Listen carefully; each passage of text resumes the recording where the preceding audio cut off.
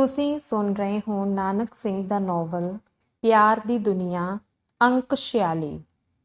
ਦੁਪਹਿਰਾਂ ਤੋਂ ਸ਼ਾਮ ਹੋ ਗਈ ਤੇ ਸ਼ਾਮ ਤੋਂ ਰਾਤ, ਪਰ ਜੇਲ੍ਹ ਦੀ ਕੋਠੜੀ ਵਿੱਚ ਬੈਠੇ ਲਾਲਾ ਪ੍ਰਭਦਿਆਲ ਦੇ ਦਿਮਾਗ ਵਿੱਚ ਲੰਮੇ ਚੌੜੇ ਖਿਆਲਾਂ ਦੀ ਦੌੜ ਬਰਾਬਰ ਜਾਰੀ ਸੀ। ਇਸ ਵੇਲੇ ਬਾਹਰ ਜਗ ਰਹੀ ਬਿਜਲੀ ਦਾ ਥੋੜਾ ਜਿਹਾ ਚਾਨਣ ਸੀਖਾਂ ਥਾਣੀ ਉਸਦੀ ਕੋਠੜੀ ਦੀ ਇੱਕ ਨੁੱਕਰ ਵਿੱਚ ਪੈ ਰਿਹਾ ਸੀ। ਰਾਤ ਦੇ 10 ਵੱਜ ਚੁੱਕੇ ਸਨ। ਪ੍ਰੀਤਮ ਸਿੰਘ ਦੇ ਚਲੇ ਜਾਣ ਤੋਂ ਬਾਅਦ ਉਸਦੇ ਖਿਆਲ ਵਿੱਚ ਕਈ ਤਰ੍ਹਾਂ ਦੀ ਅਦਲਾ ਬਦਲੀ ਸ਼ੁਰੂ ਹੋ ਗਈ। ਉਸਦੇ ਪਾਪਾਂ ਭਰੇ ਹਨੇਰੇ ਜੀਵਨ ਵਿੱਚ ਪ੍ਰੀਤਮ ਸਿੰਘ ਦੇ ਸੱਚਾਈ, ਹਮਦਰਦੀ ਤੇ ਲੋਕ ਭਲਾਈ ਦੇ ਵਾਕਾਂ ਨੇ ਇੱਕ ਚਮਕ ਜਿਹੀ ਦਾ ਝੋਣਾ ਸੁੱਟਿਆ, ਜਿਸ ਨਾਲ ਉਸ ਨੂੰ ਆਪਣੇ ਹਿਰਦੇ ਦੇ ਪਾਪ ਦਿਸਣ ਲੱਗੇ। ਉਸ ਦਾ ਹੱਡੀ ਤੋਂ ਪੀੜਾ ਮਨ ਕੁਝ ਨਰਮੀ ਮਹਿਸੂਸ ਕਰ ਰਿਹਾ ਸੀ। ਪਿਛਲੇ ਸਾਰੇ ਜੀਵਨ ਤੇ ਝਾਤੀ ਮਾਰਦਾ ਹੋਇਆ ਉਹ ਅਨੁਭਵ ਕਰ ਰਿਹਾ ਸੀ ਕਿ ਉਸਨੇ ਛੁੱਟ ਪਾਪ ਦੀਆਂ ਪੰਡਾਂ ਚੁੱਕਣ ਤੋਂ ਕੋਈ ਚੰਗਾ ਕੰਮ ਨਹੀਂ ਸੀ ਕੀਤਾ। ਜੇ ਪੁੰਨਦਾਨ ਕਰਦਾ ਰਿਹਾ ਹੈ ਤਾਂ ਉਹ ਵੀ ਲੁਟੇਰੇ ਆਸ਼ਰਮਾਂ ਨੂੰ। ਉਸ ਦਾ ਦਿਲ ਚਾਹੁੰਦਾ ਸੀ ਜੇ ਕਦੇ ਇੱਕ ਵਾਰੀ ਇਸ ਮੁਸੀਬਤ ਤੋਂ ਛੁਟਕਾਰਾ ਮਿਲ ਜਾਵੇ ਤਾਂ ਮੈਂ ਬਾਕੀ ਜ਼ਿੰਦਗੀ ਨੂੰ ਲੋਕ ਭਲੇ ਲਈ ਖਰਚ ਕਰਾਂ ਤੇ ਆਪਣੇ ਅਸਫਲ ਜੀਵਨ ਨੂੰ ਸਫਲਾ ਬਣਾ ਲਵਾਂ। ਪਰ ਵਕਤ ਬੀਤ ਚੁੱਕਾ ਸੀ। ਹੁਣ ਕੇਵਲ ਇੱਕੋ ਚੀਜ਼ ਉਸਦੇ ਸਾਹਮਣੇ ਸੀ, ਫਾਂਸੀ ਦਾ ਤਖਤਾ। ਖਬਰੇ ਕਿੰਨੇ ਮਹੀਨੇ ਮੁਕੱਦਮਾ ਚੱਲਦਾ ਰਹੇਗਾ। ਬੇਉੜਕ ਪੇਸ਼ੀਆਂ ਭੁਗਤਣੀਆਂ ਪੈਣਗੀਆਂ। ਹਜ਼ਾਰਾਂ ਲੋਕਾਂ ਦੀਆਂ ਨਜ਼ਰਾਂ ਦਾ ਸ਼ਿਕਾਰ ਬਣਨਾ ਪਵੇਗਾ ਤੇ ਇਸ ਦਾ ਉੜਕ ਫਲ ਕੀ ਹੋਵੇਗਾ? ਮੌਤ, ਫਾਂਸੀ। ਪਰ ਕੀ ਮੈਂ ਇੰਨਾ ਚਿਰ ਉਡੀਕ ਸਕਾਂਗਾ? ਇੱਥੇ ਹੀ ਬਸ ਨਹੀਂ ਹੋਵੇਗਾ। ਫਿਰ ਅਪੀਲ ਵਿੱਚ ਕਈ ਮਹੀਨੇ ਬੀਤਣਗੇ ਤੇ ਇਸ ਤੋਂ ਬਾਅਦ ਵੀ ਉਹੀ ਮੌਤ, ਫਾਂਸੀ। ਫਿਰ ਮੈਂ ਇਤਨੀ ਉਡੀਕ ਕਿਉਂ ਕਰਾਂ? ਕਿਹੜੀ ਆਸ ਬਦਲੇ ਲਹੂ ਦਾ ਟੇਪਾ ਟੇਪਾ ਕਰਕੇ ਗਮਾਂ ਦੀ ਭੱਠੀ ਵਿੱਚ ਸਾੜਾਂ? ਕਿਉਂ ਲੋਕਾਂ ਦੀਆਂ ਉਂਗਲਾਂ ਦਾ ਨਿਸ਼ਾਨਾ ਬਣਾ? ਜੇ ਫਾਂਸੀ ਲੱਗ ਕੇ ਹੀ ਮਰਨਾ ਹੈ ਤਾਂ ਕਿਉਂ ਨਾ ਹੁਣੇ ਇਹ ਪੁਆੜਾ ਮੁਕਾਵਾਂ? ਇਹ ਸੋਚਦਿਆਂ ਉਸਦੀ ਨਜ਼ਰ ਸਾਹਮਣੇ ਪਏ ਹੋਏ ਉਸ ਸਟੂਲ ਤੇ ਪਈ ਜਿਸ ਉੱਤੋਂ ਪ੍ਰੀਤਮ ਸਿੰਘ ਉੱਠ ਕੇ ਗਿਆ ਸੀ ਤੇ ਵਾਰਡਨ ਹਜੇ ਤੀਕ ਉਹਨੂੰ ਚੁੱਕਣ ਨਹੀਂ ਸੀ ਆਇਆ। ਦੂਜੀ ਨਜ਼ਰ ਉਸਦੀ ਆਪਣੀ ਪੱਗ ਤੇ ਪਈ, ਜਿਹੜੀ ਸਿਰੋਂ ਲਾ ਕੇ ਉਸਨੇ ਸਿਰਾਂਦੀ ਰੱਖੀ ਹੋਈ ਸੀ। ਉਹ ਉੱਠਿਆ, ਉਸਦੇ ਅੰਗ ਕੰਬ ਰਹੇ ਸਨ। ਮੌਤ ਦਾ ਖਿਆਲ ਉਸਨੂੰ ਵਿਆਕੁਲ ਕਰ ਰਿਹਾ ਸੀ। ਉੱਠ ਠੰਬਰ ਕੇ ਫਿਰ ਬੈਠ ਗਿਆ ਤੇ ਸੋਚਣ ਲੱਗਾ, ਇੰਨੀ ਜਾਇਦਾਦ, ਇੰਨੀ ਦੌਲਤ ਕਾਹਦੇ ਲਈ ਕਮਾਈ ਸੀ? ਕੌਣ ਸਾਂਭੇਗਾ? ਪੁੱਤਰ ਨਹੀਂ, ਧੀ ਨਹੀਂ, ਰੰਨ ਨਹੀਂ, ਕਿਸ ਲਈ ਛੱਡ ਜਾਵਾਂਗਾ? ਮਕਾਨਾਂ ਦਾ ਕਿਰਾਇਆ ਕੌਣ ਉਗਰਾਹੇਗਾ? ਦੁਕਾਨਾਂ ਦਾ ਵਹੀ ਖਾਤਾ ਕੌਣ ਸੰਭਾਲੇਗਾ? ਉਸਨੇ ਜੇਬ ਵਿੱਚੋਂ ਪੈਨਸਲ ਕੱਢੀ ਤੇ ਪਾਕਟ ਬੁੱਕ ਵੀ। ਫਿਰ ਉਸ ਲਿਖਣਾ ਸ਼ੁਰੂ ਕੀਤਾ, ਮੈਂ ਸਾਰੀ ਜ਼ਿੰਦਗੀ ਪਾਪਾਂ, ਫਰੇਬਾਂ, ਜਾਹਲ ਸਾਜ਼ੀਆਂ ਤੇ ਹਰਾਮ ਦੀ ਕਮਾਈ ਕਰਨ ਵਿੱਚ ਗੁਜ਼ਾਰੀ ਹੈ। ਮੈਂ ਆਪਣੀ ਜ਼ਿੰਦਗੀ ਦਾ ਸੁੱਖ ਇਸੇ ਨੂੰ ਸਮਝਦਾ ਰਿਹਾ ਸਾਂ। ਖਿਆਲ ਕਰਦਾ ਸਾਂ ਕਿ ਮੇਰੀ ਪਾਪਾਂ ਦੀ ਹਾਂਡੀ ਤੋਂ ਚੱਪਣੀ ਲਾਉਣ ਵਾਲਾ ਕੋਈ ਨਹੀਂ। ਜ਼ਾਰਾ ਮੈਂ ਬੜਾ ਦਾਨੀ ਭਗਤ ਤੇ ਪਰਮਾਤਮਾ ਸਦੀਂਦਾ ਸਾਂ, ਪਰ ਅਸਲ ਵਿੱਚ ਮੈਂ ਕੀ ਸਾਂ? ਇਸੇ ਦਾ ਹਾਲ ਦੁਨੀਆ ਨੂੰ ਮੇਰੇ ਇਸ ਮੁਕੱਦਮੇ ਤੋਂ ਹੀ ਪਤਾ ਲੱਗ ਜਾਵੇਗਾ। ਜਿਸ ਚਾਨਣ ਵੱਲੋਂ ਸਾਰੀਆਂ ਉਮਰ ਮੇਰੀਆਂ ਅੱਖਾਂ ਬੰਦ ਰਹੀਆਂ, ਅੱਜ ਅਚਾਨਕ ਇੱਕ ਆਦਮੀ ਨੇ ਮੇਰੀਆਂ ਅੱਖਾਂ ਉਸ ਚਾਨਣ ਵੱਲ ਮੋੜ ਦਿੱਤੀਆਂ ਨੇ, ਜਿਸ ਦਾ ਫਲਸਰੂਪ ਮੈਂ ਆਪਣੇ ਅੰਦਰ ਝਾਤੀ ਮਾਰ ਕੇ ਵੇਖਿਆ। ਪਰ ਇਸ ਵੇਖਣ ਦਾ ਹੁਣ ਕੋਈ ਲਾਭ ਨਹੀਂ, ਜਦਕਿ ਮੈਂ ਇਸ ਵੇਲੇ ਚੌਹਾਂ ਪਾਸਿਆਂ ਤੋਂ ਕਾਨੂੰਨ ਦੇ ਪੰਜੇ ਵਿੱਚ ਹਾਂ। ਮੈਨੂੰ ਕੋਈ ਤਾਕਤ ਇਸ ਤੋਂ ਛੁਡਾ ਨਹੀਂ ਸਕਦੀ। ਜ਼ਿੰਦਗੀ ਵਿੱਚ ਮੈਂ ਚਾਰ ਦੀਵਾਰੀ ਤੋਂ ਬਾਹਰ ਨਹੀਂ ਨਿਕਲ ਸਕਦਾ। ਜੇ ਨਿਕਲਾਂਗਾ ਵੀ ਤਾਂ ਮਸਾਂ ਫਾਂਸੀ ਦੇ ਤਖਤੇ ਤੀਕ ਹੀ ਜਾ ਸਕਾਂਗਾ। ਇਹਨਾਂ ਸਾਰੀਆਂ ਗੱਲਾਂ ਦਾ ਖਿਆਲ ਕਰਕੇ ਮੈਂ ਆਪਣੀ ਜਾਇਦਾਦ ਜੋ ਲਗਭਗ 3 ਲੱਖ ਰੁਪਏ ਦੀ ਦਿੱਲੀ ਵਿੱਚ ਮੌਜੂਦ ਹੈ, ਇਸ ਵਸੀਅਤ ਰਾਹੀਂ ਲੋਕ ਸੇਵਾ ਦੇ ਕੰਮਾਂ ਲਈ ਖਰਚ ਕਰਨਾ ਚਾਹੁੰਦਾ ਹਾਂ ਤੇ ਇਸ ਦਾ ਟਰਸਟੀ ਮੈਂ ਸਰਦਾਰ ਪ੍ਰੀਤਮ ਸਿੰਘ, ਇੰਸਪੈਕਟਰ ਪੁਲਿਸ ਨੂੰ ਮੁਕਰਰ ਕਰਦਾ ਹਾਂ, ਜਿਸ ਨੂੰ ਅਖਤਿਆਰ ਹੈ ਕਿ ਮੇਰੀ ਜਾਇਦਾਦ ਵੇਚ ਕੇ ਇਸ ਦਾ ਰੁਪਈਆ ਜਿਸ ਤਰ੍ਹਾਂ ਮੁਨਾਸਿਬ ਸਮਝੇ ਲੋਕ ਸੇਵਾ ਲਈ ਖਰਚ ਕਰੇ। ਦੁਨੀਆ ਹੈਰਾਨ ਹੋਵੇਗੀ ਕਿ ਮੈਂ ਉਸੇ ਸ਼ਖਸ ਨੂੰ ਆਪਣੀ ਸਾਰੀ ਪੂੰਜੀ ਅਰਪਣ ਕਰ ਰਿਹਾ ਹਾਂ ਜਿਸ ਨੇ ਮੈਨੂੰ ਕਾਨੂੰਨ ਦੇ ਸ਼ਿਕੰਜੇ ਵਿੱਚ ਫਸਾਇਆ ਹੈ। ਇਹ ਠੀਕ ਹੈ, ਪਰ ਇਸ ਦੇ ਨਾਲ ਇਹ ਗੱਲ ਵੀ ਠੀਕ ਹੈ ਕਿ ਉਸੇ ਦੇ 2 ਘੜੀਆਂ ਦੇ ਵਾਰਤਾਲਾਪ ਨੇ ਮੇਰੀ ਜ਼ਿੰਦਗੀ ਨੂੰ ਪਲਟਾ ਦੇ ਕੇ ਮੈਨੂੰ ਉਹ ਅਹਿਸਾਸ ਕਰਾਏ ਹਨ ਜਿਹੜੇ ਮੈਂ ਸਾਰੀ ਜ਼ਿੰਦਗੀ ਵਿੱਚ ਨਹੀਂ ਸਨ ਕੀਤੇ। ਮੈਂ ਨਹੀਂ ਜਾਣਦਾ ਕਿ ਇੱਕ ਪੁਲਸੀਏ ਦੇ ਸੀਨੇ ਵਿੱਚ ਵੀ ਐਡਾ ਪਵਿੱਤਰ ਤੇ ਕੋਮਲ ਦਿਲ ਹੋ ਸਕਦਾ ਹੈ। ਭਾਵੇਂ ਮੇਰੇ ਪਾਪ ਇਸ ਵੇਲੇ ਮੌਤ ਦੇ ਰੂਪ ਵਿੱਚ ਮੇਰੇ ਸਾਹਮਣੇ ਮੈਨੂੰ ਹੜੱਪਣ ਲਈ ਮੂੰਹ ਅੱਡੀ ਖੜੇ ਹਨ, ਫਿਰ ਵੀ ਮੇਰੇ ਹਿਰਦੇ ਵਿੱਚ ਸ਼ਾਂਤੀ ਹੈ। ਮੈਂ ਦੁਖੀ ਨਹੀਂ ਹਾਂ। ਭਾਵੇਂ ਜੀਣ ਦੀ ਹਿਰਸ ਨੇ ਹਜੇ ਮੇਰਾ ਪਿੱਛਾ ਨਹੀਂ ਛੱਡਿਆ, ਮੈਂ ਜੀਣਾ ਚਾਹੁੰਦਾ ਹਾਂ, ਪਰ ਮੇਰੇ ਚਾਹੁਣ ਨਾਲ ਕੀ ਹੋ ਸਕਦਾ ਹੈ? ਮੈਨੂੰ ਮਰਨਾ ਹੀ ਚਾਹੀਦਾ ਹੈ। ਇਹ ਸਤਰਾਂ ਲਿਖ ਕੇ ਮੈਂ ਸਮਝਦਾ ਹਾਂ ਕਿ ਮੈਂ ਆਪਣੇ ਪਾਪਾਂ ਦਾ ਥੋੜਾ ਬਹੁਤ ਪ੍ਰਾਸ਼ਚਿਤ ਕਰ ਲਿਆ ਹੈ। ਹੁਣ ਮੈਂ ਮਰਨ ਲਈ ਤਿਆਰ ਹਾਂ। ਜਦ ਕਾਨੂੰਨ ਨੇ ਮੈਨੂੰ ਮਾਰ ਹੀ ਦੇਣਾ ਹੈ ਤਾਂ ਕਿਉਂ ਨਾ ਮੈਂ ਇਸ ਤੋਂ ਪਹਿਲਾਂ ਹੀ ਆਪਣੀ ਜ਼ਿੰਦਗੀ ਖਤਮ ਕਰ ਲਵਾਂ। ਕਿ ਮੇਰੀ ਇਸ ਭਿਆਨਕ ਜ਼ਿੰਦਗੀ ਤੇ ਇਦੋਂ ਵੀ ਭਿਆਨਕ ਮੇਰੀ ਮੌਤ ਦਾ ਹਾਲ ਵੇਖ ਸੁਣ ਕੇ ਦੁਨੀਆ ਨੂੰ ਕੁਝ ਇਬਰਤ ਹੋਵੇਗੀ। ਪ੍ਰਭ ਦਿਆਲ। ਨੋਟਬੁੱਕ ਦੇ ਕਈ ਵਰਕੇ ਇਸੇ ਮਜਬੂਰ ਨਾਲ ਭਰੇ ਗਏ। ਉਸਨੇ ਪੈਨਸਲ ਨੂੰ ਉਹਨਾਂ ਵਰਕਿਆਂ ਦੇ ਵਿਚਾਲੇ ਰੱਖ ਦਿੱਤਾ ਤੇ ਨੋਟਬੁੱਕ ਠੱਪ ਕਰਕੇ ਥੜੀ ਉੱਤੇ ਰੱਖ ਦਿੱਤੀ। ਉਹ ਉੱਠਿਆ ਤੇ ਸਟੂਲ ਚੁੱਕ ਕੇ ਉਸਨੇ ਉਸ ਥਾਵੇਂ ਜਾ ਰੱਖਿਆ ਜਿਸ ਦੇ ਉੱਪਰ ਰੌਸ਼ਨਦਾਨ ਸੀ। ਇਸ ਵੇਲੇ ਬਾਹਰੋਂ ਰੌਂਦ ਵਾਲੇ ਸਿਪਾਹੀ ਦੀ ਆਵਾਜ਼ ਆਈ, ਬੋਲ ਜਵਾਨ। ਉਸਨੇ ਉੱਤਰ ਦਿੱਤਾ, ਸਭ ਅੱਛਾ। ਸਿਪਾਹੀ ਅੱਗੇ ਲੰਘ ਗਿਆ। ਪ੍ਰਭ ਦਿਆਲ ਨੇ ਥੜੀ ਤੇ ਪਈ ਪੱਗ ਨੂੰ ਚੁੱਕਿਆ ਤੇ ਉਸਨੂੰ ਵੱਟ ਚਾੜਨੇ ਸ਼ੁਰੂ ਕੀਤੇ। ਵੱਟ ਚੜ੍ਹਦਿਆਂ ਇੱਕ ਵਾਰੀ ਫਿਰ ਉਸਦੇ ਹੱਥ ਰੁਕ ਗਏ। ਮੌਤ ਕਿੱਡੀ ਡਰਾਉਣੀ, ਕਿੱਡੀ ਰੂਹ ਕੰਬਾਊ ਚੀਜ਼ ਹੈ। ਮੌਤ। ਕੀ ਮੈਂ ਮਰ ਜਾਵਾਂਗਾ ਹੁਣੇ? ਕੇਵਲ 2 ਘੜੀਆਂ ਬਾਅਦ ਮੇਰੀ ਲੋਥ ਲੱਕੜ ਵਾਂਗ ਲਟਕ ਰਹੀ ਹੋਵੇਗੀ ਇਸ ਰੌਸ਼ਨਦਾਨ ਨਾਲ। ਕਿਉਂ ਇਤਨੀ ਜਲਦੀ ਕਰ ਰਿਹਾ ਹਾਂ? ਖਬਰੇ ਅਦਾਲਤ ਮੈਨੂੰ ਫਾਂਸੀ ਨਾ ਦੇ ਕੇ ਕੈਦ ਹੀ ਕਰ ਦੇਵੇ। ਜੇ ਭਲਾ ਫਾਂਸੀ ਦੀ ਸਜ਼ਾ ਹੋ ਗਈ ਤਾਂ ਹੋ ਸਕਦਾ ਹੈ ਅਪੀਲ ਵਿੱਚ ਕੁਝ ਛੋਟ ਹੋ ਜਾਵੇ। ਉਸਨੇ ਪੱਗ ਭੂੰਜੇ ਸੁੱਟ ਦਿੱਤੀ ਤੇ ਮੁੜ ਥੜੀ ਉੱਤੇ ਜਾ ਬੈਠਾ। ਪਰ ਉਸਦੀਆਂ ਅੱਖਾਂ ਅੱਗੇ ਉਹੀ ਇੰਸਪੈਕਟਰ ਸੀ, ਉਹੀ ਵਾਕ ਉਹਦੇ ਮੂੰਹੋਂ ਨਿਕਲ ਰਹੇ ਸਨ। ਅਦਾਲਤ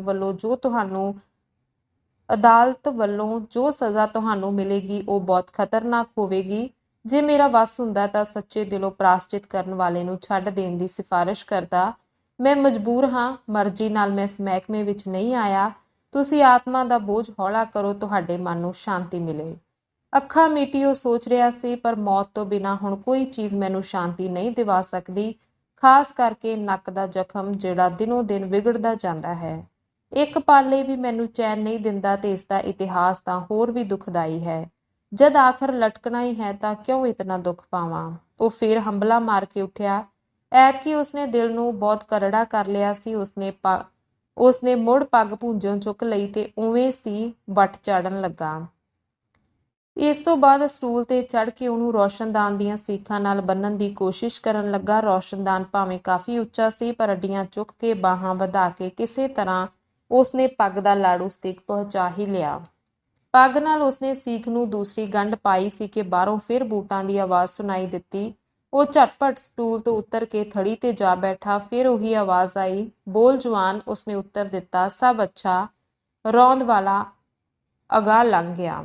ਉਹ ਫੇਰ ਉੱਠ ਕੇ ਸਟੂਲ ਤੇ ਜਾ ਚੜ੍ਹਿਆ। ਉਹ ਜਲਦੀ ਕਰਨੀ ਚਾਹੁੰਦਾ ਸੀ। ਸੰਤਰੀ ਦੇ ਮੋੜ ਆਉਣ ਤੋਂ ਪਹਿਲਾਂ ਕੰਮ ਖਤਮ ਕਰ ਲੈਣ ਦੇ ਖਿਆਲ ਨਾਲ ਉਹਨੇ ਝਟਪਟ ਪੱਗ ਦੇ ਹੇਠਲੇ ਹਿੱਸੇ ਨੂੰ ਖਿਸਕਵੀਂ ਗੰਢ ਪਾਈ। ਇਸ ਤੋਂ ਬਾਅਦ ਜਦੋਂ ਫੰਦੇ ਨੂੰ ਸਿਰ ਤੋਂ ਲੰਘਾ ਕੇ ਗਲ ਵਿੱਚ ਪਾਣ ਲੱਗਾ ਤਾਂ ਉਸਦੇ ਹੱਥ ਰੁਕ ਗਏ। ਉਹਨੂੰ ਇਹ ਜਾਪਣ ਲੱਗਾ ਜਿਵੇਂ ਉਹਦੇ ਦਿਲ ਦੀ ਧੜਕਣ ਰੁਕਦੀ ਜਾਂਦੀ ਹੈ। ਉਸਦੇ ਦਿਮਾਗ ਵਿੱਚ ਕੁਝ ਧੂੰਆਂ ਜਿਹਾ ਉੱਠਣ ਲੱਗਾ ਜਿਸ ਨਾਲ ਉਸਦੇ ਹਵਾਸ ਗੁੰਮ ਹੋ ਰਹੇ ਸਨ। ਕੁਝ ਚਿਰ ਉਹ ਇਸੇ ਹਾਲਤ ਵਿੱਚ ਖੜੋਤਾ ਰਿਹਾ। ਉਸਦੀਆਂ ਲੱਤਾਂ ਕੰਬ ਰਹੀਆਂ ਸਨ। ਇੱਕ ਵਾਰੀ ਫਿਰ ਮੌਤ ਦੇ ਸਹਿਮ ਨੇ ਉਹਨੂੰ ਡਰਾਇਆ। ਉਸਦੀ ਸਲਾਹ ਸਟੂਲ ਤੋਂ ਉੱਤਰ ਜਾਣ ਦੀ ਹੋਈ, ਪਰ ਉੱਤਰ ਨਾ ਸਕਿਆ। ਇਸ ਵੇਲੇ ਉਹ ਦੁਬਿਧਾ ਵਿੱਚ ਸੀ। ਨਾ ਉਹ ਫੜੇ ਹੋਏ ਪੱਗ ਦੇ ਫੰਦੇ ਨੂੰ ਗਲ ਵਿੱਚ ਪਾ ਸਕਦਾ ਸੀ, ਨਾ ਹੀ ਹੇਠਾਂ ਉਤਰਦਾ ਸੀ। ਇਸੇ ਦੁਬਿਧਾ ਵਿੱਚ ਉਹ ਹੋਰ ਕੁਝ ਚਿਰ ਖੜੋਤਾ ਰਿਹਾ। ਸ਼ਾਇਦ ਉਹ ਪੂਰੀ ਤਰ੍ਹਾਂ ਹੋਸ਼ ਵਿੱਚ ਨਹੀਂ ਸੀ, ਪਰ ਜਿਉਂ ਹੀ ਬਾਹਰੋਂ ਦੁਰਾਡੇ ਉਸਨੂੰ ਬੂਟਾਂ ਦਾ ਖੜਾਕ ਸੁਣਾਈ ਦਿੱਤਾ, ਉਹਨੇ ਝਟਪਟ ਫੰਦਾ ਗਲ ਵਿੱਚ ਪਾ ਲਿਆ ਤੇ ਠੋਕਰ ਮਾਰ ਕੇ ਸਟੂਲ ਰੇੜ ਦਿੱਤਾ। ਪੱਗ ਦਾ ਵਾਟਵਾਂ ਲੜ ਉਸਦੇ ਭਾਰ ਨਾਲ ਇੱਕਦਮ ਕੱਸਿਆ ਗਿਆ ਤੇ ਉਸਦੀ ਘੰਡੀ ਵਿੱਚ ਧਸਣ ਲੱਗਾ। ਇੱਕ ਪਲ ਵਿੱਚ ਹੀ ਲਮਕਦੇ ਹੋਏ ਨੂੰ ਆਪਣੇ ਇਸ ਕੰਮ ਦਾ ਪਛਤਾਵਾ ਹੋਇਆ। ਉਸਦਾ ਖਿਆਲ ਬਦਲ ਗਿਆ। ਬਚਣ ਦੀ ਕੋਸ਼ਿਸ਼ ਲਈ ਉਸਨੇ ਹੱਥ ਪੈਰ ਮਾਰੇ, ਪਰ ਵਿਅਰਥ। ਸਟੂਲ ਤੱਕ ਉਸਦੇ ਪੈਰ ਪਹੁੰਚ ਨਹੀਂ ਸਨ ਸਕਦੇ ਤੇ ਹੱਥ ਪਾਉਣ ਨੂੰ ਕੋਈ ਥਾਂ ਨਹੀਂ ਸੀ। ਕੰਧ ਸੀ, ਪਰ ਉਸਨੂੰ ਫੜਿਆ ਨਹੀਂ ਸੀ ਜਾ ਸਕਦਾ। ਫੰਦਾ ਹੋਰ ਭੀੜਾ ਹੋ ਗਿਆ, ਘੰਡੀ ਹੋਰ ਕੁੱਟੀ ਜਾਣ ਲੱਗੀ। ਉਹ ਬੇਵੱਸ ਹੋ ਗਿਆ। ਇਸ ਵੇਲੇ ਬਾਹਰੋਂ ਆਵਾਜ਼ ਆਈ, ਬੋਲ ਜਵਾਨ। ਦੂਜੀ ਆਵਾਜ਼ ਤੇ ਫਿਰ ਤੀਜੀ। ਹਵਾ ਲਾਤੀ ਨੂੰ ਸੌਂ ਗਿਆ ਸਮਝ ਕੇ ਸੰਤਰੀ ਕੋਠੜੀ ਦੀਆਂ ਸੀਖਾਂ ਵਿੱਚ ਝਾਕਿਆ। ਖੂਨ ਦੇ ਮੁਲਜ਼ਮ ਲਈ ਬੋਲ ਜਵਾਨ ਦਾ ਉੱਤਰ ਨਾ ਦੇਣਾ ਜੁਰਮ ਸਮਝਿਆ ਜਾਂਦਾ ਹੈ। ਉਹਨੇ ਅੰਦਰ ਜੋ ਕੁਝ ਵੇਖਿਆ ਵੇਖ ਕੇ ਪਿਛਲੀ ਪੈਰੀ ਉੱਠ ਨੱਸਿਆ ਕੁੰਜੀ ਲੈਣ ਤੇ ਖਬਰ ਦੇਣ ਲਈ। ਪ੍ਰਭ ਦਿਆਲ ਦਾ ਜੀਵਨ ਹਜੇ ਸਮਾਪਤ ਨਹੀਂ ਸੀ ਹੋਇਆ। ਉਸਨੇ ਸੰਤਰੀ ਨੂੰ ਵੇਖਿਆ, ਉਸਦੀ ਆਵਾਜ਼ ਵੀ ਸੁਣੀ, ਪਰ ਗਲਾ ਉਸਦਾ ਬੰਦ ਸੀ। ਆਵਾਜ਼ ਕੌਣ ਦਿੰਦਾ? ਹੱਥਾਂ ਨਾਲ ਉਸਨੇ ਇਸ਼ਾਰੇ ਕੀਤੇ ਕਿ ਉਸਨੂੰ ਬਚਾਇਆ ਜਾਵੇ, ਕਿਸੇ ਤਰ੍ਹਾਂ ਉਸਦੀ ਜਾਨ ਬਚਾਈ ਜਾਵੇ, ਪਰ ਬੂਹੇ ਨੂੰ ਜੰਦਰਾ ਸੀ ਤੇ ਸੰਤਰੀ ਕੋਲ ਕੁੰਜੀਆਂ ਨਹੀਂ ਸਨ। ਥੋੜੀ ਦੇਰ ਬਾਅਦ ਕੋਠੜੀ ਦਾ ਬੂਹਾ ਖੁੱਲਿਆ। ਕਈ ਆਦਮੀ ਅੰਦਰ ਦਾਖਲ ਹੋਏ, ਪਰ ਉਚਰ ਤੀਕ ਖੇਡ ਖਤਮ ਹੋ ਚੁੱਕੀ ਸੀ। ਪ੍ਰਭ ਦਿਆਲ ਦੁੱਖਾਂ ਤੋਂ ਛੁਟਕਾਰਾ ਪਾ ਚੁੱਕਾ ਸੀ। ਉਸਦੀ ਲੋਥ ਨੂੰ ਉਤਾਰਿਆ ਗਿਆ। ਥੜੀ ਉੱਤੋਂ ਨੋਟਬੁੱਕ ਚੁੱਕ ਲਈ ਗਈ। ਉਸਦਾ ਵਿਚਲਾ ਮਜ਼ਮੂਨ, ਜਿਸ ਵਿੱਚ ਨਿਸ਼ਾਨੀ ਦੇ ਥਾਂ ਪੈਨਸਲ ਰੱਖੀ ਹੋਈ ਸੀ, ਪੜ੍ਹਿਆ ਗਿਆ। ਜੇਲ੍ਹ ਵਿੱਚ ਹੁੱਲੜ ਮਚ ਗਿਆ। ਲਾਸ਼ ਨੂੰ ਹਸਪਤਾਲ ਪਹੁੰਚਾਇਆ ਗਿਆ। ਅੰਕ 47। ਮਿਸਲ ਮੁਕੰਮਲ ਕਰਕੇ ਅਦਾਲਤ ਵਿੱਚ 11 ਮੁਲਜ਼ਮਾਂ ਦਾ ਚਲਾਨ ਕਰ ਦਿੱਤਾ ਗਿਆ। ਤਲਾਸ਼ੀਆਂ ਵਿੱਚ ਜੋ ਚੀਜ਼ਾਂ ਬਰਾਮਦ ਹੋਈਆਂ ਸਭ ਦੀ ਫਹਿਰਿਸਤ ਮਿਸਲ ਨਾਲ ਟਾਂਕ ਦਿੱਤੀ ਗਈ। ਅਦਾਲਤ ਦੇ ਕਮਰੇ ਵਿੱਚ ਇਤਨੀ ਭੀੜ ਰਹਿੰਦੀ ਸੀ ਕੋਈ ਮੇਲਾ ਮਾਲੂਮ ਹੁੰਦਾ ਸੀ। ਖਾਸ ਕਰਕੇ ਦਿੱਲੀ ਦੇ ਇੱਕ ਮਾਨ ਪ੍ਰਤਿਸ਼ਠਾ ਵਾਲੇ ਸੰਤਾਂ ਦਾ ਕਿਸੇ ਜਾਲਸਾਜ਼ ਪਾਰਟੀ ਨਾਲ ਸਬੰਧ ਸੁਣ ਕੇ ਤਾਂ ਲੋਕੀ ਧਾੜਾਂ ਦੀਆਂ ਧਾੜਾਂ ਕਚਹਿਰੀ ਵੱਲ ਤੁਰੇ ਆਉਂਦੇ ਸਨ। ਇਸ ਤੋਂ ਛੁੱਟ ਲਾਲਾ ਪ੍ਰਭਦਿਆਲ ਦੀ ਮੌਤ ਦਾ ਹਾਲ ਸੁਣ ਕੇ ਲੋਕੀ ਹੱਕੇ ਬੱਕੇ ਰਹਿ ਗਏ, ਜਿਸ ਨੇ ਮਰਨ ਲੱਗੇ ਆਪਣਾ ਲੱਖਾਂ ਦੀ ਜਾਇਦਾਦ ਲੋਕ ਸੇਵਾ ਦੇ ਕੰਮਾਂ ਲਈ ਵਸੀਅਤ ਕਰ ਦਿੱਤੀ ਸੀ। ਇੱਕ ਗੱਲ ਹੋਰ ਵੀ ਲੋਕਾਂ ਲਈ ਬੜੀ ਦਿਲਚਸਪੀ ਭਰੀ ਸੀ ਕਿ ਇੰਸਪੈਕਟਰ ਪ੍ਰੀਤਮ ਸਿੰਘ ਦਾ ਪਿਓ ਵੀ ਹੱਥਕੜੀ ਸਣੇ ਮੁਲਜ਼ਮਾਂ ਦੀ ਕਤਾਰ ਵਿੱਚ ਸ਼ਾਮਿਲ ਸੀ। ਪਹਿਲੇ ਮੁਲਜ਼ਮ ਲਾਲਾ ਪ੍ਰਭਦਿਆਲ ਮਹਿਰੂਮ ਉੱਤੇ 7 ਜੁਰਮ ਸਨ। ਪਹਿਲਾ ਰੂਪ ਲਾਲ ਦੇ ਖੂਨ ਵਿੱਚ ਹਿੱਸਾ ਲੈਣਾ, ਦੂਸਰਾ ਮਨੋਰਮਾ ਉੱਤੇ ਬਲਾਤਕਾਰ, ਤੀਸਰਾ ਨਜਾਇਜ਼ ਅਸਲਾ ਕਬਜ਼ੇ ਵਿੱਚ ਰੱਖਣਾ, ਚੌਥਾ ਜਾਲੀ ਸਿੱਕੇ ਬਣਾਉਣੇ, ਪੰਜਵਾਂ ਜਾਲੀ ਬੀਮਾ ਕਰਵਾਉਣਾ, ਛੇਵਾਂ ਅਗਵਾ ਤੇ ਸੱਤਵਾਂ ਵੱਢੀ ਦੇਣੀ। ਪਰ ਹਵਾਲਾਤ ਵਿੱਚ ਖੁਦਕੁਸ਼ੀ ਕਰ ਲੈਣ ਕਰਕੇ ਉਸ ਦਾ ਨਾਮ ਮੁਲਜ਼ਮਾਂ ਦੀ ਲਿਸਟ ਵਿੱਚੋਂ ਕੱਟ ਦਿੱਤਾ ਗਿਆ ਸੀ।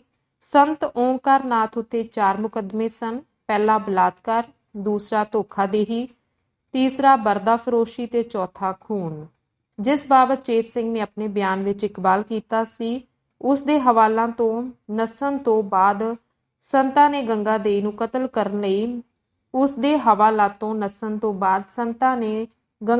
ਕਤਲ ਕਰਨ ਲਈ ਪਿਸਤੌਲ ਦੇ ਕੇ ਉਸ ਨੂੰ ਭੇਜਿਆ ਸੀ। ਤੀਜਾ ਮੁਲਜ਼ਮ ਸੀ ਚੇਤ ਸਿੰਘ, ਜਿਸ ਉੱਤੇ ਗੰਗਾ ਦੇਈ ਦੇ ਖੂਨ ਦਾ ਜੁਰਮ ਸੀ। ਚੌਥਾ ਮੁਲਜ਼ਮ ਸੀ ਡਾਕਟਰ ਨਜ਼ੀਰ ਅਹਿਮਦ, ਇਸ ਉੱਤੇ 3 ਜੁਰਮ ਸਨ। ਪਹਿਲਾ ਜ਼ਹਿਰ ਦੇਣਾ, ਦੂਸਰਾ ਜਾਲੀ ਹੈਲਥ ਸਰਟੀਫਿਕੇਟ ਬਣਾਉਣਾ, ਤੀਸਰਾ ਬੀਮਾ ਕੰਪਨੀ ਨੂੰ ਧੋਖਾ ਦੇਣਾ। ਪੰਜਵਾਂ ਮੁਜਰਮ ਸੀ ਬੀਮਾ ਕੰਪਨੀ ਦਾ ਏਜੰਟ ਮਿਸਟਰ ਪਟਵਰਧਨ, ਇਸ ਉੱਤੇ ਦੋਸ਼ ਸੀ ਕਿ ਕੰਪਨੀ ਨੂੰ ਧੋਖਾ ਦੇ ਕੇ ਪਾਲਿਸੀ ਹੋਲਡਰ ਲਈ ਅਯੋਗ ਹੈਲਥ ਸਰਟੀਫਿਕੇਟ ਪ੍ਰਾਪਤ ਕਰਨਾ। ਛੇਵੀਂ ਮੁਲਜ਼ਮਾ ਸੀ ਮਾਈ ਚੰਦੋ, ਜਿਸ ਉੱਤੇ ਅਗਵਾ ਦਾ ਜੁਰਮ ਸੀ, ਇਹ ਨੱਠੀ ਹੋਈ ਸੀ। ਸੱਤਵਾਂ ਸੀ ਸਬ ਇੰਸਪੈਕਟਰ ਚੇਲਾ ਰਾਮ, ਜਿਸ ਉੱਤੇ 4 ਜੁਰਮ ਸਨ। ਪਹਿਲਾ ਧੋਖਾਦੇਹੀ, ਦੂਸਰਾ ਰਿਸ਼ਵਤਖੋਰੀ, ਤੀਸਰਾ ਡਿਊਟੀ ਵਿੱਚ ਬਦਦਿਆਨਤੀ ਤੇ ਚੌਥਾ ਕਾਨੂੰਨੀ ਅਖਤਿਆਰ ਦੀ ਅਯੋਗ ਵਰਤੋਂ। 8ਵਾਂ ਸੀ ਦੀਨਾਨਾਥ ਸੁਨਿਆਰਾ, ਜਿਸ ਉੱਤੇ ਨਕਲੀ ਸਿੱਕੇ ਢਾਲਣ ਤੇ ਉਹਨਾਂ ਨੂੰ ਕਬਜ਼ੇ ਵਿੱਚ ਰੱਖਣ ਦਾ ਦੋਸ਼ ਸੀ। 9ਵਾਂ ਤੇ 10ਵਾਂ ਸਨ 2 ਕਾਂਸਟੇਬਲ, ਜਿਨ੍ਹਾਂ ਨੇ ਚੇਲਾ ਰਾਮ ਇੰਸਪੈਕਟਰ ਨਾਲ ਮਿਲ ਕੇ ਝੂਠੀ ਮੂਠੀ ਰੂਪ ਲਾਲ ਦੀ ਤਲਾਸ਼ੀ ਤੇ ਗ੍ਰਿਫਤਾਰੀ ਵਿੱਚ ਹਿੱਸਾ ਲਿਆ ਸੀ। 11ਵਾਂ ਸੀ ਮੁਨਸ਼ੀ ਨਰੈਣ ਸਿੰਘ ਪੈਨਸ਼ਨਰ ਤਹਿਸੀਲਦਾਰ, ਜਿਸ ਉੱਤੇ ਧੋਖੇਬਾਜ਼ੀ ਨਾਲ ਕਿਸੇ ਲਈ ਰਿਸ਼ਵਤ ਲੈਣ ਦਾ ਜੁਰਮ ਸੀ। ਇਸਤਗਾਸੇ ਵੱਲੋਂ ਜਿਹੜੇ ਗਵਾਹ ਭੁਗਤਾਏ ਗਏ ਉਹਨਾਂ ਦੀ ਗਿਣਤੀ ਲਗਭਗ 7 ਸੀ। ਸਭ ਤੋਂ ਮੁੱਖ ਗਵਾਹੀ ਸੀ ਮਨੋਰਮਾ ਦੀ, ਜਿਸ ਨੇ ਅਦਾਲਤ ਸਾਹਮਣੇ ਆਪਣੀ ਕੁਝ ਹੱਡ-ਬੀਤੀ ਬਿਆਨ ਕੀਤੀ। ਦੂਜਾ ਸੀ ਵਾਧੇ ਮੁਆਫ ਗਵਾਹ ਮੁਲਕ ਰਾਜ, ਜਿਸ ਨੇ ਆਦ ਤੋਂ ਅੰਤ ਤੱਕ ਸਾਰੇ ਕੇਸ ਉੱਤੇ ਚਾਨਣਾ ਪਾਉਂਦਿਆਂ ਹੋਇਆਂ ਦੱਸਿਆ ਕਿ ਲਾਲਾ ਪ੍ਰਭਦਿਆਲ ਨੇ ਕਿਸ ਤਰ੍ਹਾਂ ਉਸ ਨੂੰ ਆਪਣਾ ਹੱਥ ਠੋਕਾ ਬਣਾ ਕੇ ਉਸ ਤੋਂ ਕਈ ਮੁਜਰਮਾਨਾ ਕੰਮ ਕਰਾਏ। ਇਸ ਦੀ ਗਵਾਹੀ ਲਗਭਗ ਸਾਰੇ ਮੁਜਰਮਾਂ ਨਾਲ ਸੰਬੰਧ ਰੱਖਦੀ ਸੀ ਤੇ ਹਰ ਇੱਕ ਦੇ ਜੁਰਮ ਉੱਤੇ ਚਾਨਣ ਪਾਉਂਦੀ ਸੀ। ਤੀਜੀ ਗਵਾਹੀ ਡਾਕਟਰ ਸੁੰਦਰ ਦਾਸ ਦੀ ਹੋਈ। ਇਸ ਨੇ ਮਨੋਰਮਾ ਨੂੰ ਨਦੀ ਵਿੱਚੋਂ ਬਚਾਉਣ ਦਾ ਕੁੱਲ ਬਿਆਨ ਦਿੱਤਾ ਤੇ ਓਦਣ ਵਾਲੀ ਡਾਕਟਰ ਨਜ਼ੀਰ ਅਹਿਮਦ ਦੇ ਦਵਾਈਖਾਨੇ ਵਿੱਚ ਰੂਪਲਾਲ ਦੇ ਮਰਨ ਦੀ ਘਟਨਾ ਸੁਣਾਈ। ਚੌਥੀ ਗਵਾਹੀ ਡਾਕਟਰ ਨਜ਼ੀਰ ਅਹਿਮਦ ਦੇ ਨੌਕਰ ਕਰੀਮ ਉਰਫ ਅਫਲਾਂਤੂ ਦੀ, ਜਿਸ ਨੇ ਦੱਸਿਆ ਕਿ ਜਿਹੜਾ ਰੂਪਲਾਲ ਨਾਂ ਦਾ ਮਰੀਜ਼ ਸਾਡੇ ਦਵਾਈਖਾਨੇ ਵਿੱਚ ਲਿਆਂਦਾ ਗਿਆ ਸੀ, ਉਸ ਦੀ ਦੇਖਭਾਲ ਦਾ ਕੰਮ ਮੇਰੇ ਜ਼ਿੰਮੇ ਸੀ। ਉਸ ਕਮਰੇ ਵਿੱਚ ਇੱਕ ਵਾਰੀ ਲਾਲਾ ਪ੍ਰਭਦਿਆਲ ਵੀ ਆਇਆ ਸੀ ਤੇ ਡਾਕਟਰ ਨੂੰ ਬਹੁਤ ਸਾਰੇ ਨੋਟ ਦੇ ਗਿਆ ਸੀ। ਪੰਜਵੀਂ ਸ਼ਹਾਦਤ ਸਿਵਲ ਸਰਜਨ ਦੀ ਹੋਈ, ਜਿਸ ਨੇ ਰੂਪਲਾਲ ਦੀ ਮੌਤ ਬਾਰੇ ਦੱਸਿਆ ਕਿ ਉਹ ਲਗਾਤਾਰ ਜ਼ਹਿਰ ਦੇਣ ਨਾਲ ਹੋਈ ਹੈ। ਉਸਨੇ ਜ਼ਹਿਰੀਲੀ ਦਵਾ ਵਾਲੀ ਸ਼ੀਸ਼ੀ ਪੇਸ਼ ਕੀਤੀ। ਛੇਵੀਂ ਗਵਾਹੀ ਦਿੱਲੀ ਦੇ ਸਰਾਫ ਕਿਦਾਰਨਾਥ ਦੀ ਹੋਈ, ਜਿਸ ਨੇ ਦੱਸਿਆ ਕਿ ਲਾਲਾ ਪ੍ਰਭਦਿਆਲ ਦੇ ਤਹਿਖਾਨੇ ਵਿੱਚੋਂ ਬਰਾਮਦ ਹੋਏ ਰੁਪਈਆਂ ਨੂੰ ਉਸਨੇ ਪਰਖਿਆ ਸੀ, ਜੋ ਸਾਰੇ ਜਾਲੀ ਸਨ। ਸੱਤਵੀਂ ਗਵਾਹੀ ਇਸ ਮੁਕੱਦਮੇ ਦੇ ਮੁਸਤਗੀਸ ਅਰਥਾਤ ਸਰਦਾਰ ਪ੍ਰੀਤਮ ਸਿੰਘ ਇੰਸਪੈਕਟਰ ਦੀ ਸੀ। ਹੋਰ ਮੁਲਜ਼ਮਾਂ ਸੰਬੰਧੀ ਸ਼ਹਾਦਤ ਦੇਣ ਤੋਂ ਛੁੱਟ ਆਪਣੇ ਪਿਤਾ ਬਾਬਤ ਉਸਨੇ ਦੱਸਿਆ ਸੀ, ਮੈਨੂੰ ਸਦਾ ਹੀ ਰਿਸ਼ਵਤ ਲੈਣ ਲਈ ਮਜਬੂਰ ਕਰਦਾ ਰਹਿੰਦਾ ਸੀ, ਪਰ ਮੈਂ ਹਮੇਸ਼ਾ ਇਨਕਾਰ ਕਰਦਾ ਰਹਿੰਦਾ ਸਾਂ। ਅਖੀਰ ਜਦ ਮੈਨੂੰ ਇਸ ਮੁਕੱਦਮੇ ਦੀ ਤਫਤੀਸ਼ ਲਈ ਦਿੱਲੀ ਬੁਲਾਇਆ ਗਿਆ ਤੇ ਮਰਹੂਮ ਲਾਲਾ ਪ੍ਰਭਦਿਆਲ ਨੂੰ ਪਤਾ ਲੱਗ ਗਿਆ ਕਿ ਮੈਂ ਰਿਸ਼ਵਤ ਨਹੀਂ ਲੈਂਦਾ ਹੁੰਦਾ, ਤਾਂ ਉਸਨੇ ਆਪਣੇ ਕਰਿੰਦੇ ਮੁਲਕ ਰਾਜ ਨੂੰ, ਜਿਹੜਾ ਇਸ ਵੇਲੇ ਸੁਲਤਾਨੀ ਗਵਾਹ ਦੀ ਹੈਸੀਅਤ ਵਿੱਚ ਮੌਜੂਦ ਹੈ, ਅੰਮ੍ਰਿਤਸਰ ਮੁਲਜ਼ਮ ਕੋਲ ਭੇਜਿਆ। ਜਿਸ ਨੇ ਮੁਲਜ਼ਮ ਨੂੰ 2000 ਰੁਪਇਆ ਰਿਸ਼ਵਤ ਇਸ ਲਈ ਪੇਸ਼ ਕੀਤੀ ਕਿ ਮੁਲਜ਼ਮ ਆਪਣੇ ਪੁੱਤਰ ਨੂੰ ਅਰਥਾਤ ਮੈਨੂੰ ਕਹਿ ਕੇ ਲਾਲਾ ਪ੍ਰਭਦਿਆਲ ਦਾ ਨਾਮ ਇਸ ਮੁਕੱਦਮੇ ਵਿੱਚੋਂ ਕੱਢ ਦੇਵੇਗਾ। 2000 ਵਿੱਚੋਂ ਮੁਲਜ਼ਮ ਨੇ 1000 ਰੁਪਇਆ ਉਸ ਵੇਲੇ ਵਸੂਲ ਕਰ ਲਿਆ ਤੇ 1000 4 ਦਿਨਾਂ ਦੇ ਅੰਦਰ ਲੈਣ ਦਾ ਫੈਸਲਾ ਹੋਇਆ।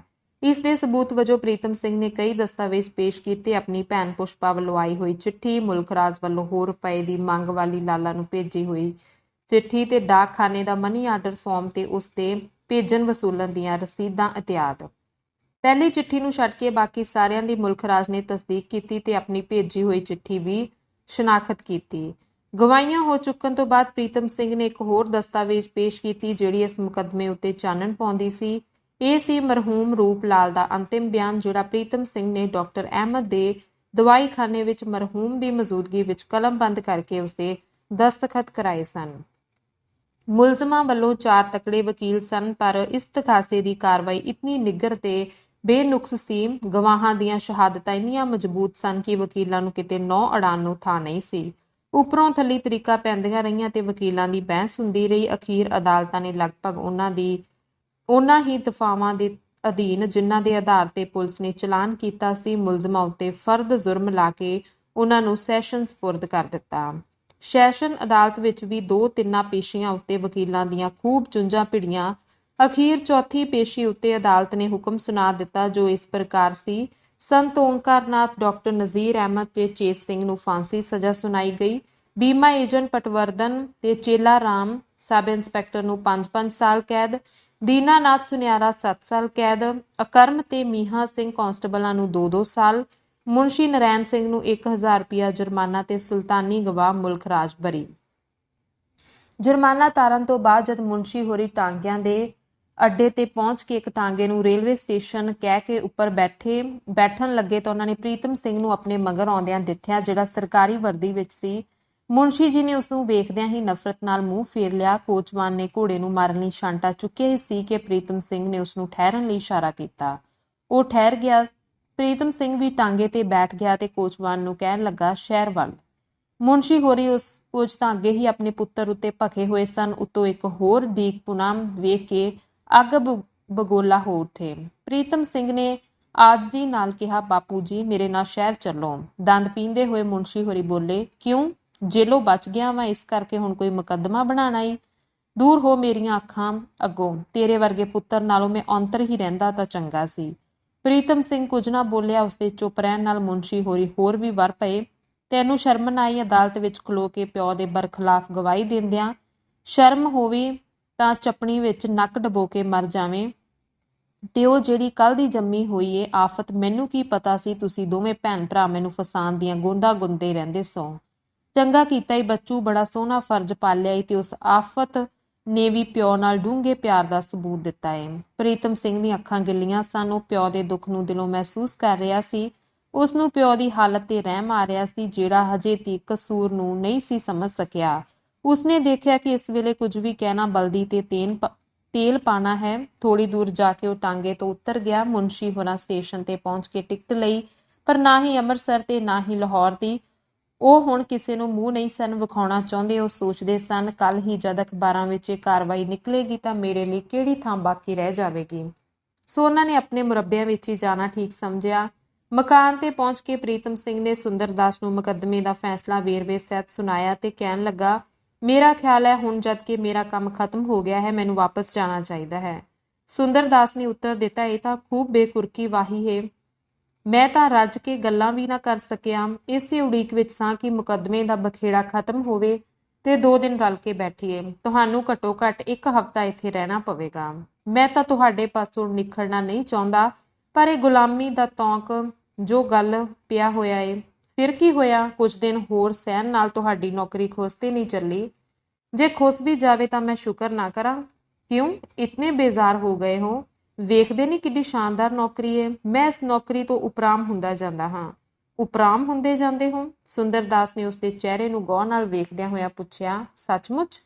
ਬਿਲਕੁਲ ਠੀਕ ਕਹਿੰਦਾ ਹਾਂ ਡਾਕਟਰ ਜੀ। ਤਾਂ ਤੁਸੀਂ ਚਾਹੁੰਦੇ ਕੀ ਹੋ? ਮੈਂ ਜੋ ਕੁਝ ਚਾਹੁੰਦਾ ਹਾਂ ਉਸਦੇ ਹੋਣ ਦੀ ਜਦ ਕੁਝ ਆਸ ਹੀ ਨਹੀਂ ਤਾਂ ਮੇਰੇ ਚਾਹੁਣ ਨਾਲ ਕੀ ਹੋ ਸਕਦਾ ਹੈ? ਦੱਸੋ ਤੇ ਸਹੀ। ਡਾਕਟਰ ਜੀ, ਮੈਂ ਇਸ ਦੁਨੀਆ ਤੋਂ ਉੱਚੀ ਕੋਈ ਹੋਰ ਦੁਨੀਆ ਵਸਾਣੀ ਚਾਹੁੰਦਾ ਹਾਂ। ਕਿਸ ਤਰ੍ਹਾਂ ਦੀ ਦੁਨੀਆ? ਪਿਆਰ ਦੀ ਦੁਨੀਆ। ਪਿਆਰ ਦੀ? ਹਾਂ, ਪਿਆਰ ਦੀ, ਜਿੱਥੇ ਸਿਰਫ ਪਿਆਰ ਦਾ ਹੀ ਰਾਜ ਹੋਵੇ, ਪਿਆਰ ਦਾ ਹੀ ਕਾਨੂੰਨ ਤੇ ਪਿਆਰ ਦਾ ਹੀ ਰੱਬ ਹੋਵੇ। ਮੈਂ ਇਹੋ ਜਿਹੀ ਦੁਨੀਆ ਵਸਾਣੀ ਚਾਹੁੰਦਾ ਹਾਂ। ਡਾਕਟਰ ਸੁੰਦਰਦਾਸ ਨੇ ਇੱਕ ਵਾਰੀ ਫਿਰ ਡੂੰਘੀ ਨਜ਼ਰ ਨਾਲ ਉਸ ਵੱਲ ਤੱਕਿਆ ਤੇ ਫਿਰ ਬੋਲਿਆ, ਸਰਦਾਰ ਜੀ, ਮੈਨੂੰ ਇਉਂ ਜਾਪਦਾ ਹੈ ਜਿਕਨ ਤੁਹਾਡੇ ਅੰਦਰ ਵੜ ਕੇ ਮੈਂ ਹੀ ਬੋਲ ਰਿਹਾ ਹਾਂ। ਇਹ ਤਾਂ ਬਿਲਕੁਲ ਤੁਸਾਂ ਮੇਰੇ ਹੀ ਖਿਆਲਾਂ ਨੂੰ ਦੁਹਰਾਇਆ ਹੈ। ਜਿਨ੍ਹਾਂ ਖੁਆਬਾਂ ਨੇ ਕਈਆਂ ਸਾਲਾਂ ਤੋਂ ਮੇਰੇ ਅੰਦਰ ਘਰ ਕੀਤਾ ਹੋਇਆ ਹੈ, ਉਹੀ ਅੱਜ ਮੈਂ ਤੁਹਾਡੇ ਅੰਦਰ ਵੇਖ ਰਿਹਾ ਹਾਂ। ਤਾਂ ਫਿਰ ਹੋਰ ਚਾਹੀਦਾ ਕੀ ਹੈ? 1 ਤੇ 2 11। ਇਹ ਕੰਮ ਸਰਦਾਰ ਜੀ ਕਾਲ ਦਾ ਨਹੀਂ, ਪਰ ਹੁਣ ਜਦ ਇੱਕੋ ਤਜਵੀਜ਼ 2 ਦਿਮਾਗਾਂ ਵਿੱਚ ਸਮਾ ਗਈ ਹੈ ਤਾਂ ਸਾਡੀਆਂ ਇਹ ਖੁਆਬਾਂ ਕਾਰਜ ਰੂਪ ਵਿੱਚ ਬਦਲ ਕੇ ਹੀ ਰਹਿਣਗੀਆਂ। 2 ਨਹੀਂ, 3 ਦਿਮਾਗਾਂ ਵਿੱਚ। ਤੀਜਾ ਕਿਹੜਾ? ਲੋਕਾਂ ਦੀ ਤਾਂ ਕਹਾਵਤ ਹੈ, ਤੀਜਾ ਰਲਿਆ ਤੇ ਕੰਮ ਗਲਿਆ। ਨਹੀਂ, ਇਹ ਕਹਾਵਤ ਇਸ ਤਰ੍ਹਾਂ ਹੈ ਡਾਕਟਰ ਜੀ, ਤੀਜਾ ਰਲਿਆ ਤੇ ਕੰਮ ਚੱਲਿਆ। ਪਰ ਉਹ ਹੈ ਕੌਣ? ਪੁਸ਼ਪਾ। ਸੁੰਦਰਦਾਸ ਫਿਰ ਨਹੀਂ ਬੋਲਿਆ। ਅੰਕ 48। ਇਸ ਮੁਕੱਦਮੇ ਦੀ ਸਫਲਤਾ ਨੇ ਪ੍ਰੀਤਮ ਸਿੰਘ ਦੀ ਗੁੱਡੀ 7ਵੇਂ ਆਕਾਸ਼ ਤੇ ਚੜ੍ਹਾ ਦਿੱਤੀ। ਦਿੱਲੀ ਦੇ ਕਈਆਂ ਅਫਸਰਾਂ ਨੇ ਉਸ ਨੂੰ ਵੱਖੋ-ਵੱਖ ਪਾਰਟੀਆਂ ਦਿੱਤੀਆਂ ਤੇ ਉਸ ਦੀ ਉਪਮਾ ਦੇ ਗੀਤ ਗਾਏ। ਇਹੋ ਨਹੀਂ, ਪੰਜਾਬ ਗਵਰਨਰ ਨੂੰ ਉਸ ਸੰਬੰਧੀ ਸਿਫਾਰਸ਼ੀ ਚਿੱਠੀਆਂ ਲਿਖੀਆਂ ਗਈਆਂ, ਜਿਨ੍ਹਾਂ ਵਿੱਚ ਉਹਦੀ ਇਮਾਨਦਾਰੀ ਤੇ ਅਕਲਮੰਦੀ ਨਾਲ ਨਜਿੱਠੇ ਹੋਏ ਮੁਕੱਦਮੇ ਦਾ ਜ਼ਿਕਰ ਕਰਦਿਆਂ ਲਿਖਿਆ ਗਿਆ ਕਿ ਪੁਲਿਸ ਦੇ ਮਹਿਕਮੇ ਵਿੱਚ ਸ਼ਾਇਦ ਇਹੋ ਪਹਿਲਾ ਆਦਮੀ ਹੈ ਜਿਸ ਨੇ ਹੱਕ ਤੇ ਕਾਨੂੰਨ ਦੇ ਸਾਹਮਣੇ ਆਪਣੇ ਪਿਓ ਦਾ ਵੀ ਲਿਹਾਜ਼ ਨਹੀਂ ਕੀਤਾ। ਉਧਰ ਪੰਜਾਬ ਪੁਲਿਸ ਵੱਲੋਂ ਦਿੱਲੀ ਦੇ ਪੁਲਿਸ ਹੈੱਡਕੁਆਰਟਰ ਵਿੱਚ ਚਿੱਠੀਆਂ ਤੇ ਚਿੱਠੀਆਂ ਆ ਰਹੀਆਂ ਸਨ ਕਿ ਪ੍ਰੀਤਮ ਸਿੰਘ ਨੂੰ ਹੱਥਲਾ ਕੰਮ ਸਮਾਪਤ ਕਰਦਿਆਂ ਹੀ ਲਾਹੌਰ ਭੇਜ ਦਿੱਤਾ ਜਾਵੇ। ਇਸ ਸਾਰੇ ਸਮੇਂ ਵਿੱਚ ਪ੍ਰੀਤਮ ਸਿੰਘ ਨੂੰ ਪੁਸ਼ਪਾ ਦੇ ਕਈ ਖੱਤ ਆ ਚੁੱਕੇ ਸਨ, ਜਿਨ੍ਹਾਂ ਵਿੱਚੋਂ ਖਾਸ ਕਰਕੇ ਇੱਕ ਤਾਂ ਬੜੇ ਹੀ ਮਹਾਰਕੇ ਦਾ ਸੀ। ਇਹ ਚਿੱਠੀ ਪ੍ਰੀਤਮ ਸਿੰਘ ਨੂੰ ਬਹੁਤ ਦਿਨ ਹੋਏ ਆਈ ਸੀ ਤੇ ਇਸ ਤੋਂ ਬਾਅਦ 2 ਚਿੱਠੀਆਂ ਹੋਰ ਵੀ, ਪਰ ਕੰਮ ਦੀ ਹਫੜਾ ਦਫੜੀ ਕਰਕੇ ਉਹ ਹੁਣ ਤੱਕ ਛੁੱਟ ਉਸ ਚਿੱਠੀ ਤੋਂ ਜਿਹੜੀ ਉਸਨੇ ਦਿੱਲੀ ਪਹੁੰਚਦਿਆਂ ਹੀ ਪੁਸ਼ਪਾ ਨੂੰ ਲਿਖੀ ਸੀ, ਹੋਰ ਕੋਈ ਨਹੀਂ ਸੀ ਲਿਖ ਸਕਿਆ। ਇਹ ਚਿੱਠੀ ਉਸਨੇ ਪੁਸ਼ਪਾ ਨੂੰ ਉਦੋਂ ਭੇਜੀ ਸੀ ਜਦੋਂ ਉਸਨੇ ਆਪਣੇ ਪਿਓ ਨੂੰ ਗ੍ਰਿਫਤਾਰ ਕਰਾ ਮੰਗਾਇਆ ਸੀ। ਪੁਸ਼ਪਾ ਨੇ ਉਸ ਚਿੱਠੀ ਵਿੱਚ ਲਿਖਿਆ ਸੀ, ਤੁਸੀਂ ਤਾਂ ਵੀਰਾ ਜੀ ਉੜਕ ਹੀ ਕਰ ਦਿੱਤੀ। ਤੁਹਾਡੀ ਇਹ ਕਰਨੀ ਸੱਚਮੁੱਚ ਹੀ ਲਾਮਿਸਾਲ ਹੈ ਕਿ ਇਨਸਾਫ ਦੀ ਤਕੜੀ ਫੜ ਕੇ ਤੁਸੀਂ ਆਪਣੇ ਪਿਤਾ ਦਾ ਵੀ ਲਿਹਾਜ਼ ਨਹੀਂ ਕੀਤਾ। ਪਰ ਜਿਹੜੀ ਚਿੰਤਾ ਇਸ ਵੇਲੇ ਮੇਰਾ ਖੂਨ ਸੁਕਾ ਰਹੀ ਹੈ ਉਹ ਹੈ ਤੁਹਾਡੇ ਭਵਿੱਖ ਬਾਰੇ। ਜਿੱਥੋਂ ਤੱਕ ਤੁਹਾਡੀ ਦਿਆਨਤਦਾਰੀ ਤੇ ਫਰਜ਼ ਸਨਾਸੀ ਦਾ ਵਾਸਤਾ ਹੈ, ਲਾਜ਼ਮੀ ਤੌਰ ਤੇ ਹੁਣ ਕੋਈ ਬਹੁਤ ਭਾਰੀ ਕੰਮ ਮਹਿਕਮੇ ਵੱਲੋਂ ਤੁਹਾਨੂੰ ਸੌਂਪਿਆ ਜਾਣ ਵਾਲਾ ਹੈ, ਜਿਸ ਬਾਰੇ ਮੈਨੂੰ ਪੱਕੇ ਜ਼ਰੀਏ ਤੋਂ ਖਬਰ ਮਿਲ ਚੁੱਕੀ ਹੈ। ਅਰਥਾਤ ਦੇਸ਼ ਭਗਤਾਂ ਨੂੰ ਕਾਨੂੰਨੀ ਸ਼ਿਕੰਜੇ ਵਿੱਚ ਫਸਾਉਣ ਦੀ ਡਿਊਟੀ ਦਿੱਤੀ ਜਾਏਗੀ ਤੁਹਾਨੂੰ। ਕੀ ਮੈਂ ਆਪਣਾ ਵੀਰਾ ਜੀ ਉੱਤੇ ਇਹ ਆਸ ਕਰ ਸਕਦੀ ਹਾਂ ਕਿ ਉਹ ਆਪਣੇ ਵਤਨ ਦੇ ਸ਼ੈਦਾਈਆਂ ਨੂੰ ਫਾਂਸੀ ਲਟਕਣ ਦੇ ਜਲੀਲ ਕੰਮ ਨੂੰ ਹੱਥ ਵਿੱਚ ਲੈਣਗੇ? ਬਸ ਇਤਨਾ ਹੀ, ਤੁਹਾਡੀ ਪੁਸ਼ਪਾ। ਚਿੱਠੀ ਪ੍ਰੀਤਮ ਸਿੰਘ ਪਹਿਲਾਂ ਵੀ ਪੜ੍ਹ ਚੁੱਕਾ ਸੀ। ਅੱਜ ਫੇਰ ਜਦ ਉਸਨੇ ਪੜ੍ਹੀ ਤਾਂ ਉਸਦੇ ਦਿਲ ਨੂੰ ਕੁਝ ਹਲੂਣਾ ਜਿਹਾ ਵੱਜਾ। ਇਸ ਤੋਂ ਥੋੜੀ ਹੀ ਦੇਰ ਬਾਅਦ ਇੱਕ ਬਹੁਤ ਲੰਮੀ ਚਿੱਠੀ ਉਸਨੇ ਪੁਸ਼ਪਾ ਨੂੰ ਲਿਖੀ ਤੇ ਲਿਖ ਕੇ ਪੋਸਟ ਕਰ ਦਿੱਤੀ। ਅੰਕ 49। ਦੁੱਖਾਂ ਦੀ ਹਨੇਰੀ ਆਈ ਤੇ ਮਨੋਰਮਾ ਦਾ ਸਭ ਕੁਝ ਉਡਾ ਲੈ ਗਈ। ਪਿਆਰ ਟਹਿਣੀ ਤੇ ਝੂਮਦੀ ਬੁਲਬੁਲ ਨੂੰ ਪਤਝੜ ਦੇ ਵਾਵਰੋਲਿਆਂ ਨੇ ਰੋਲ ਦਿੱਤਾ। ਆਲਣਾ ਤੀਲਾ ਤੀਲਾ ਕਰਕੇ ਤੋੜ ਉਡਾਇਆ, ਖੰਭ ਖੋ ਸੁੱਟੇ ਤੇ ਤਾਣ ਖਿੱਚ ਲਿਆ। ਜਿਸ ਮਨੋਰਮਾ ਨੂੰ ਇੱਕ ਫੱਫੇ ਕੁੱਟਣੀ ਨੇ ਪੁੱਟਿਆ, ਇੱਕ ਪਖੰਡੀ ਸਾਧੂ ਨੇ ਉਜਾੜਿਆ ਤੇ ਇੱਕ ਮਾਇਆਧਾਰੀ ਵੈਸ਼ੀ ਨੇ ਰੋਲਿਆ, ਉਹ ਮਨੋਰਮਾ ਅਖੀਰ ਨਿਰਾ ਬੋਟ ਬਣ ਕੇ ਇੱਕ ਨਿੱਘੇ ਆਸਰੇ ਵਿੱਚ ਆ ਡਿੱਗੀ। ਉਹ ਬੋਟ ਲਈ ਇੱਕ ਉਪਕਾਰੀ ਹੱਥ ਨੇ। ਉਸ ਦੀ ਜੀਵਨ ਤਕੜੀ ਦਾ ਦੁੱਖਾਂ ਵਾਲਾ ਛਾਬਾ ਭਾਰਾ ਸੀ, ਪਰ ਦੂਜਾ ਪਲੜਾ ਵੀ ਉੱਕਾ ਸਖਣਾ ਨਹੀਂ ਸੀ। ਕਿਸੇ ਚਿਰ ਵਿਛੜੀ ਰੂਹ ਦਾ ਪੁਨਰ ਮਿਲਾਪ ਮਨੋਰਮਾ ਨੂੰ ਉਸ ਵੇਲੇ ਹੋਇਆ ਜਦ ਸਭ ਪਾਸਿਆਂ ਤੋਂ ਨਿਰਾਸ਼ ਹੋ ਕੇ ਉਸਨੇ ਮੌਤ ਦੇ ਮੂੰਹ ਵਿੱਚ ਛਾਲ ਮਾਰੀ ਸੀ। ਨਦੀ ਕਿਨਾਰੇ ਵਾਲੇ ਉਸ ਪਹਿਲੇ ਸਪਰਸ਼ ਨੇ ਹੀ ਦੁਖੀ ਜਿੰਦੜੀ ਦੇ ਦੁੱਖ ਘਟਾਉਣ ਵਿੱਚ ਸਹਾਇਤਾ ਕੀਤੀ। ਰੂਪ ਲਾਲ ਨੂੰ ਇਸ ਸੰਸਾਰ ਤੋਂ ਕੂਚ ਕੀਤਿਆਂ ਚੋਖਾ ਚਿਰ ਹੋ ਚੁੱਕਾ ਹੈ। ਵਿਛੋੜੇ ਦਾ ਫੱਟ ਬਹੁਤ ਡੂੰਘਾ ਸੀ। ਚਲੇ ਗਏ ਦੀ ਯਾਦ ਕਲੇਜੇ ਦੀਆਂ ਬੋਟੀਆਂ ਖਾਣ ਵਾਲੀ ਸੀ, ਪਰ ਦੂਜੇ ਪਾਸੇ ਇੱਕ ਅਜਿਹਾ ਸੁਹਾਗ ਮਨੋਰਮਾ ਨੂੰ ਮਿਲਿਆ ਜਿਸਨੇ ਉਸ ਬੇਆਸਰੀ ਵੇਲ ਨੂੰ ਭੁੰਜੇ ਡਿੱਗਣੋਂ ਹੱਥਾਂ ਤੇ ਬੋਚ ਲਿਆ। ਇੰਨੀ ਦਿਨੀ ਮਨੋਰਮਾ ਦਾ ਇਹ ਹਾਲ ਸੀ ਕਿ ਜਿੰਨਾ ਚਿਰ ਉਹ ਇਕੱਲੀ ਹੁੰਦੀ ਦੁੱਖ ਭਰੀਆਂ ਯਾਦਾਂ ਵਿੱਚ ਘਿਰ ਕੇ ਗੋਤੇ ਖਾਂਦੀ ਰਹਿੰਦੀ ਸੀ, ਪਰ ਜਿਉਂ ਹੀ ਸੁੰਦਰਦਾਸ ਉਸਦੇ ਸਾਹਮਣੇ ਹੁੰਦਾ ਉਸ ਨੂੰ ਸਾਰੇ ਦੁੱਖ ਭੁੱਲ ਜਾਂਦੇ, ਉਸਦਾ ਹਿਰਦਾ ਉਮਲ ਪੈਂਦਾ। ਉਹ ਆਪਣੇ ਉਸ ਚਿਰ ਪਛਾਤੇ ਬਾਬੂ ਜੀ ਵੱਲ ਇਉਂ ਖਿੱਚੀ ਆਉਂਦੀ ਜਿਵੇਂ ਵੱਗ ਵਿੱਚੋਂ ਆਈ ਗਊ ਨੂੰ ਸਾਰੇ ਦਿਨ ਦੀ ਵਿਛੜੀ ਵੱਛੀ ਜਾ ਚੁੰਬੜਦੀ ਹੈ। ਸੁੰਦਰਦਾਸ ਦੀ ਹੋਂਦ ਉਸਦੀਆਂ ਬਹੁਤ ਸਾਰੀਆਂ ਘਾਟਾਂ ਪੂਰੀਆਂ ਕਰਦੀ ਸੀ। ਮਾਂ ਦੀ ਘਾਟ, ਪਿਓ ਦੀ ਘਾਟ, ਪਤੀ ਦੀ, ਭਰਾ ਦੀ, ਸਭ ਕਾਸੇ ਦੀ। ਉਹ ਸੁੰਦਰਦਾਸ ਨੂੰ ਵੇਖ ਕੇ ਜੀ ਉੱਠਦੀ ਸੀ। ਉਸਦਾ ਹਿਰਦਾ ਪਿਆਰ ਨਾਲ ਛਲਕ ਪੈਂਦਾ ਸੀ। ਉਸਦੀਆਂ ਹਸਰਤਾਂ ਤੜਫ ਉੱਠਦੀਆਂ ਸਨ। ਉਹ ਕਦੇ-ਕਦੇ ਉਸਦੀ ਹਿੱਕ ਨਾਲ ਸਿਰ ਜੋੜ ਕੇ ਹੰਝੂ ਵੀ ਵਗਾਉਂਦੀ ਸੀ। ਬਾਕੀ ਰਿਹਾ ਪ੍ਰੀਤਮ ਸਿੰਘ। ਮਨੋਰਮਾ ਅਣਜਾਣ ਨਹੀਂ ਸੀ ਕਿ ਪ੍ਰੀਤਮ ਸਿੰਘ ਦੇ ਦਿਲ ਵਿੱਚ ਉਸ ਲਈ ਚੋਖੀ ਥਾਂ ਸੀ, ਪਰ ਮਨੋਰਮਾ ਦਾ ਦਿਲ ਸੁੰਦਰ ਦਾਸ ਦੇ ਪਿਆਰ ਨਾਲ ਇਤਨਾ ਲਬਰੇਜ਼ ਸੀ ਕਿ ਉੱਥੇ ਹੋਰ ਕਿਸੇ ਲਈ ਥਾਂ ਹੀ ਨਹੀਂ ਸੀ। ਜੋਬਨ, ਜਵਾਨੀ, ਵਿਸ਼ੇ, ਭਾਵਨਾ, ਅੰਨੀਆਂ ਮਨਤਰੰਗਾਂ ਇਹ ਸਭ ਪਿੱਛੇ ਰਹਿ ਜਾਂਦੀਆਂ ਹਨ ਜਦ ਕਦੇ ਦੋ ਹਿਰਦਿਆਂ ਵਿੱਚ ਸਵੱਚ ਪ੍ਰੇਮ ਦਾ ਝਲਕਾਰਾ ਪੈਂਦਾ ਹੈ। ਆਮ ਦਿਲ ਭਾਵੇਂ ਇਸ ਅਵਸਥਾ ਨੂੰ ਅਨੁਭਵ ਨਾ ਕਰ ਸਕਦਾ ਹੋਵੇ ਤੇ ਹੋ ਸਕਦਾ ਹੈ ਆਮ ਦਿਮਾਗ ਅਜਿਹੇ ਪਿਆਰ ਨੂੰ ਜ਼ੋਰ ਲਾਉਣ ਤੇ ਵੀ ਖਿਆਲ ਵਿੱਚ ਨਾ ਲਿਆ ਸਕੇ, ਪਰ ਇਸ ਵਿੱਚ ਸ਼ੱਕ ਨਹੀਂ ਕਿ ਇਹ ਵੀ ਇੱਕ ਅਵਸਥਾ ਹੈ। ਇਹੋ ਅਵਸਥਾ ਸੀ ਇਸ ਵੇਲੇ ਸੁੰਦਰ ਦਾਸ ਤੇ ਮਨੋਰਮਾ ਦੀ। ਦੋਹਾਂ ਵਿੱਚ ਕਿਸੇ ਨੂੰ ਵੀ ਭਾਸਦਾ ਨਹੀਂ ਸੀ ਕਿ ਉਹ ਇੱਕ ਦੂਜੇ ਨੂੰ ਪਿਆਰ ਕਰਦੇ ਹਨ ਤੇ ਜਿਸ ਨੂੰ ਆਮ ਬੋਲੀ ਵਿੱਚ ਪਿਆਰ ਕਿਹਾ ਜਾਂਦਾ ਹੈ। ਸੱਚਮੁੱਚ ਇਹ ਇਹਨਾਂ ਦੋਹਾਂ ਵਿੱਚ ਨਹੀਂ ਸੀ। ਜੋ ਕੁਝ ਸੀ ਉਹ ਸੀ ਸੰਸਾਰਕ ਪਿਆਰ ਤੋਂ ਲਾ ਇਮਤਿਹਾਨ, ਉਚਾਈਆਂ ਤੇ ਰਹਿਣ ਵਾਲੀ ਕੋਈ ਮਿੱਠੀ ਜਿਹੀ ਖਿੱਚ। ਪਤਾ ਨਹੀਂ ਇਹਨੂੰ ਪਿਆਰ ਕਿਹਾ ਜਾਣਾ ਚਾਹੀਦਾ ਹੈ ਜਾਂ ਕੁਝ ਹੋਰ। ਉਧਰ ਪ੍ਰੀਤਮ ਸਿੰਘ ਦਾ ਦਿਲ ਕਦੇ ਵੀ ਮਨੋਰਮਾ ਤੋਂ ਖਾਲੀ ਨਹੀਂ ਸੀ ਰਹਿੰਦਾ। ਮਨੋਰਮਾ ਦੇ ਖਿਆਲ, ਮਨੋਰਮਾ ਦੀਆਂ ਖ਼ੁਆਬਾਂ, ਮਨੋਰਮਾ ਦੇ ਫੁਰਨੇ ਤੇ ਉਸਦੇ ਸੋਹਣੇ ਨਕਸ਼ਾਂ ਦੇ ਨਕਸ਼ੇ ਦਿਨ ਰਾਤ ਪ੍ਰੀਤਮ ਸਿੰਘ ਦੇ ਦਿਲ ਦੀਆਂ ਨੁਕਰਾਂ ਮੱਲੀ ਰੱਖਦੇ ਸਨ, ਪਰ ਉਹ ਹਰ ਘੜੀ ਮਨੋਰਮਾ ਦਾ ਝੁਕਾਓ ਸੁੰਦਰ ਦਾਸ ਵੱਲ ਹੀ ਵੇਖਦਾ ਸੀ। ਮਨੋਰਮਾ ਹਰ ਵੇਲੇ ਸੁੰਦਰ ਦਾਸ ਦੀਆਂ ਗੱਲਾਂ ਤੇ ਸੁੰਦਰ ਦਾਸ ਦੀਆਂ ਵਡਿਆਈਆਂ ਕਰਦੀ ਸੀ। ਸੁਣ ਕੇ ਪ੍ਰੀਤਮ ਸਿੰਘ ਦੇ ਦਿਲ ਨੂੰ ਖਿਝ ਜਿਹੀ ਆਉਂਦੀ ਤੇ ਕਦੇ-ਕਦੇ ਉਹ ਸੋਚਦਾ, ਖਿਝ ਆਉਣ ਦਾ ਕੀ ਕਾਰਨ? ਮਨੋਰਮਾ ਮੇਰੀ ਕੌਣ ਹੈ? ਕੋਈ ਵੀ ਨਹੀਂ। ਰਾਤ ਦੇ 8 ਵਜੇ ਦਾ ਵੇਲਾ ਸੀ। ਪ੍ਰੀਤਮ ਸਿੰਘ ਹਜੇ ਨਹੀਂ ਸੀ ਆਇਆ, ਭਲਕੇ ਉਸਨੇ ਲਾਹੌਰ ਜਾਣਾ ਸੀ, ਇਸ ਲਈ ਕੁਝ ਜ਼ਰੂਰੀ ਚੀਜ਼ਾਂ ਖਰੀਦਣ ਲਈ ਉਹ ਦੁਪਹਿਰਾਂ ਦਾ ਬਾਜ਼ਾਰ ਗਿਆ ਹੋਇਆ ਸੀ। ਸੁੰਦਰ ਦਾਸ ਆਪਣੇ ਰੀਡਿੰਗ ਰੂਮ ਵਿੱਚ ਬੈਠਾ ਕੋਈ ਕਿਤਾਬ ਪੜ੍ਹ ਰਿਹਾ ਸੀ ਜਦ ਅਚਾਨਕ ਮਨੋਰਮਾ ਪਿਛਲੇ ਪਾਸਿਓਂ ਅੰਦਰ ਆਈ ਤੇ ਆ ਕੇ ਉਸਦੇ ਪਾਸ ਖੜੋ ਗਈ। ਉਹ ਮੁਸਕਰਾ ਰਹੀ ਸੀ। ਜਦ ਦਾ ਸੁੰਦਰ ਦਾਸ ਨੇ ਉਹਨੂੰ ਨਦੀ ਚੋਂ ਕੱਢ ਲਿਆਂਦਾ ਹੈ, ਅੱਜ ਪਹਿਲੀ ਵੇਰਾ ਉਸਨੇ ਮਨੋਰਮਾ ਦੇ ਚਿਹਰੇ ਤੇ ਮੁਸਕਰਾਹਟ ਵੇਖੀ।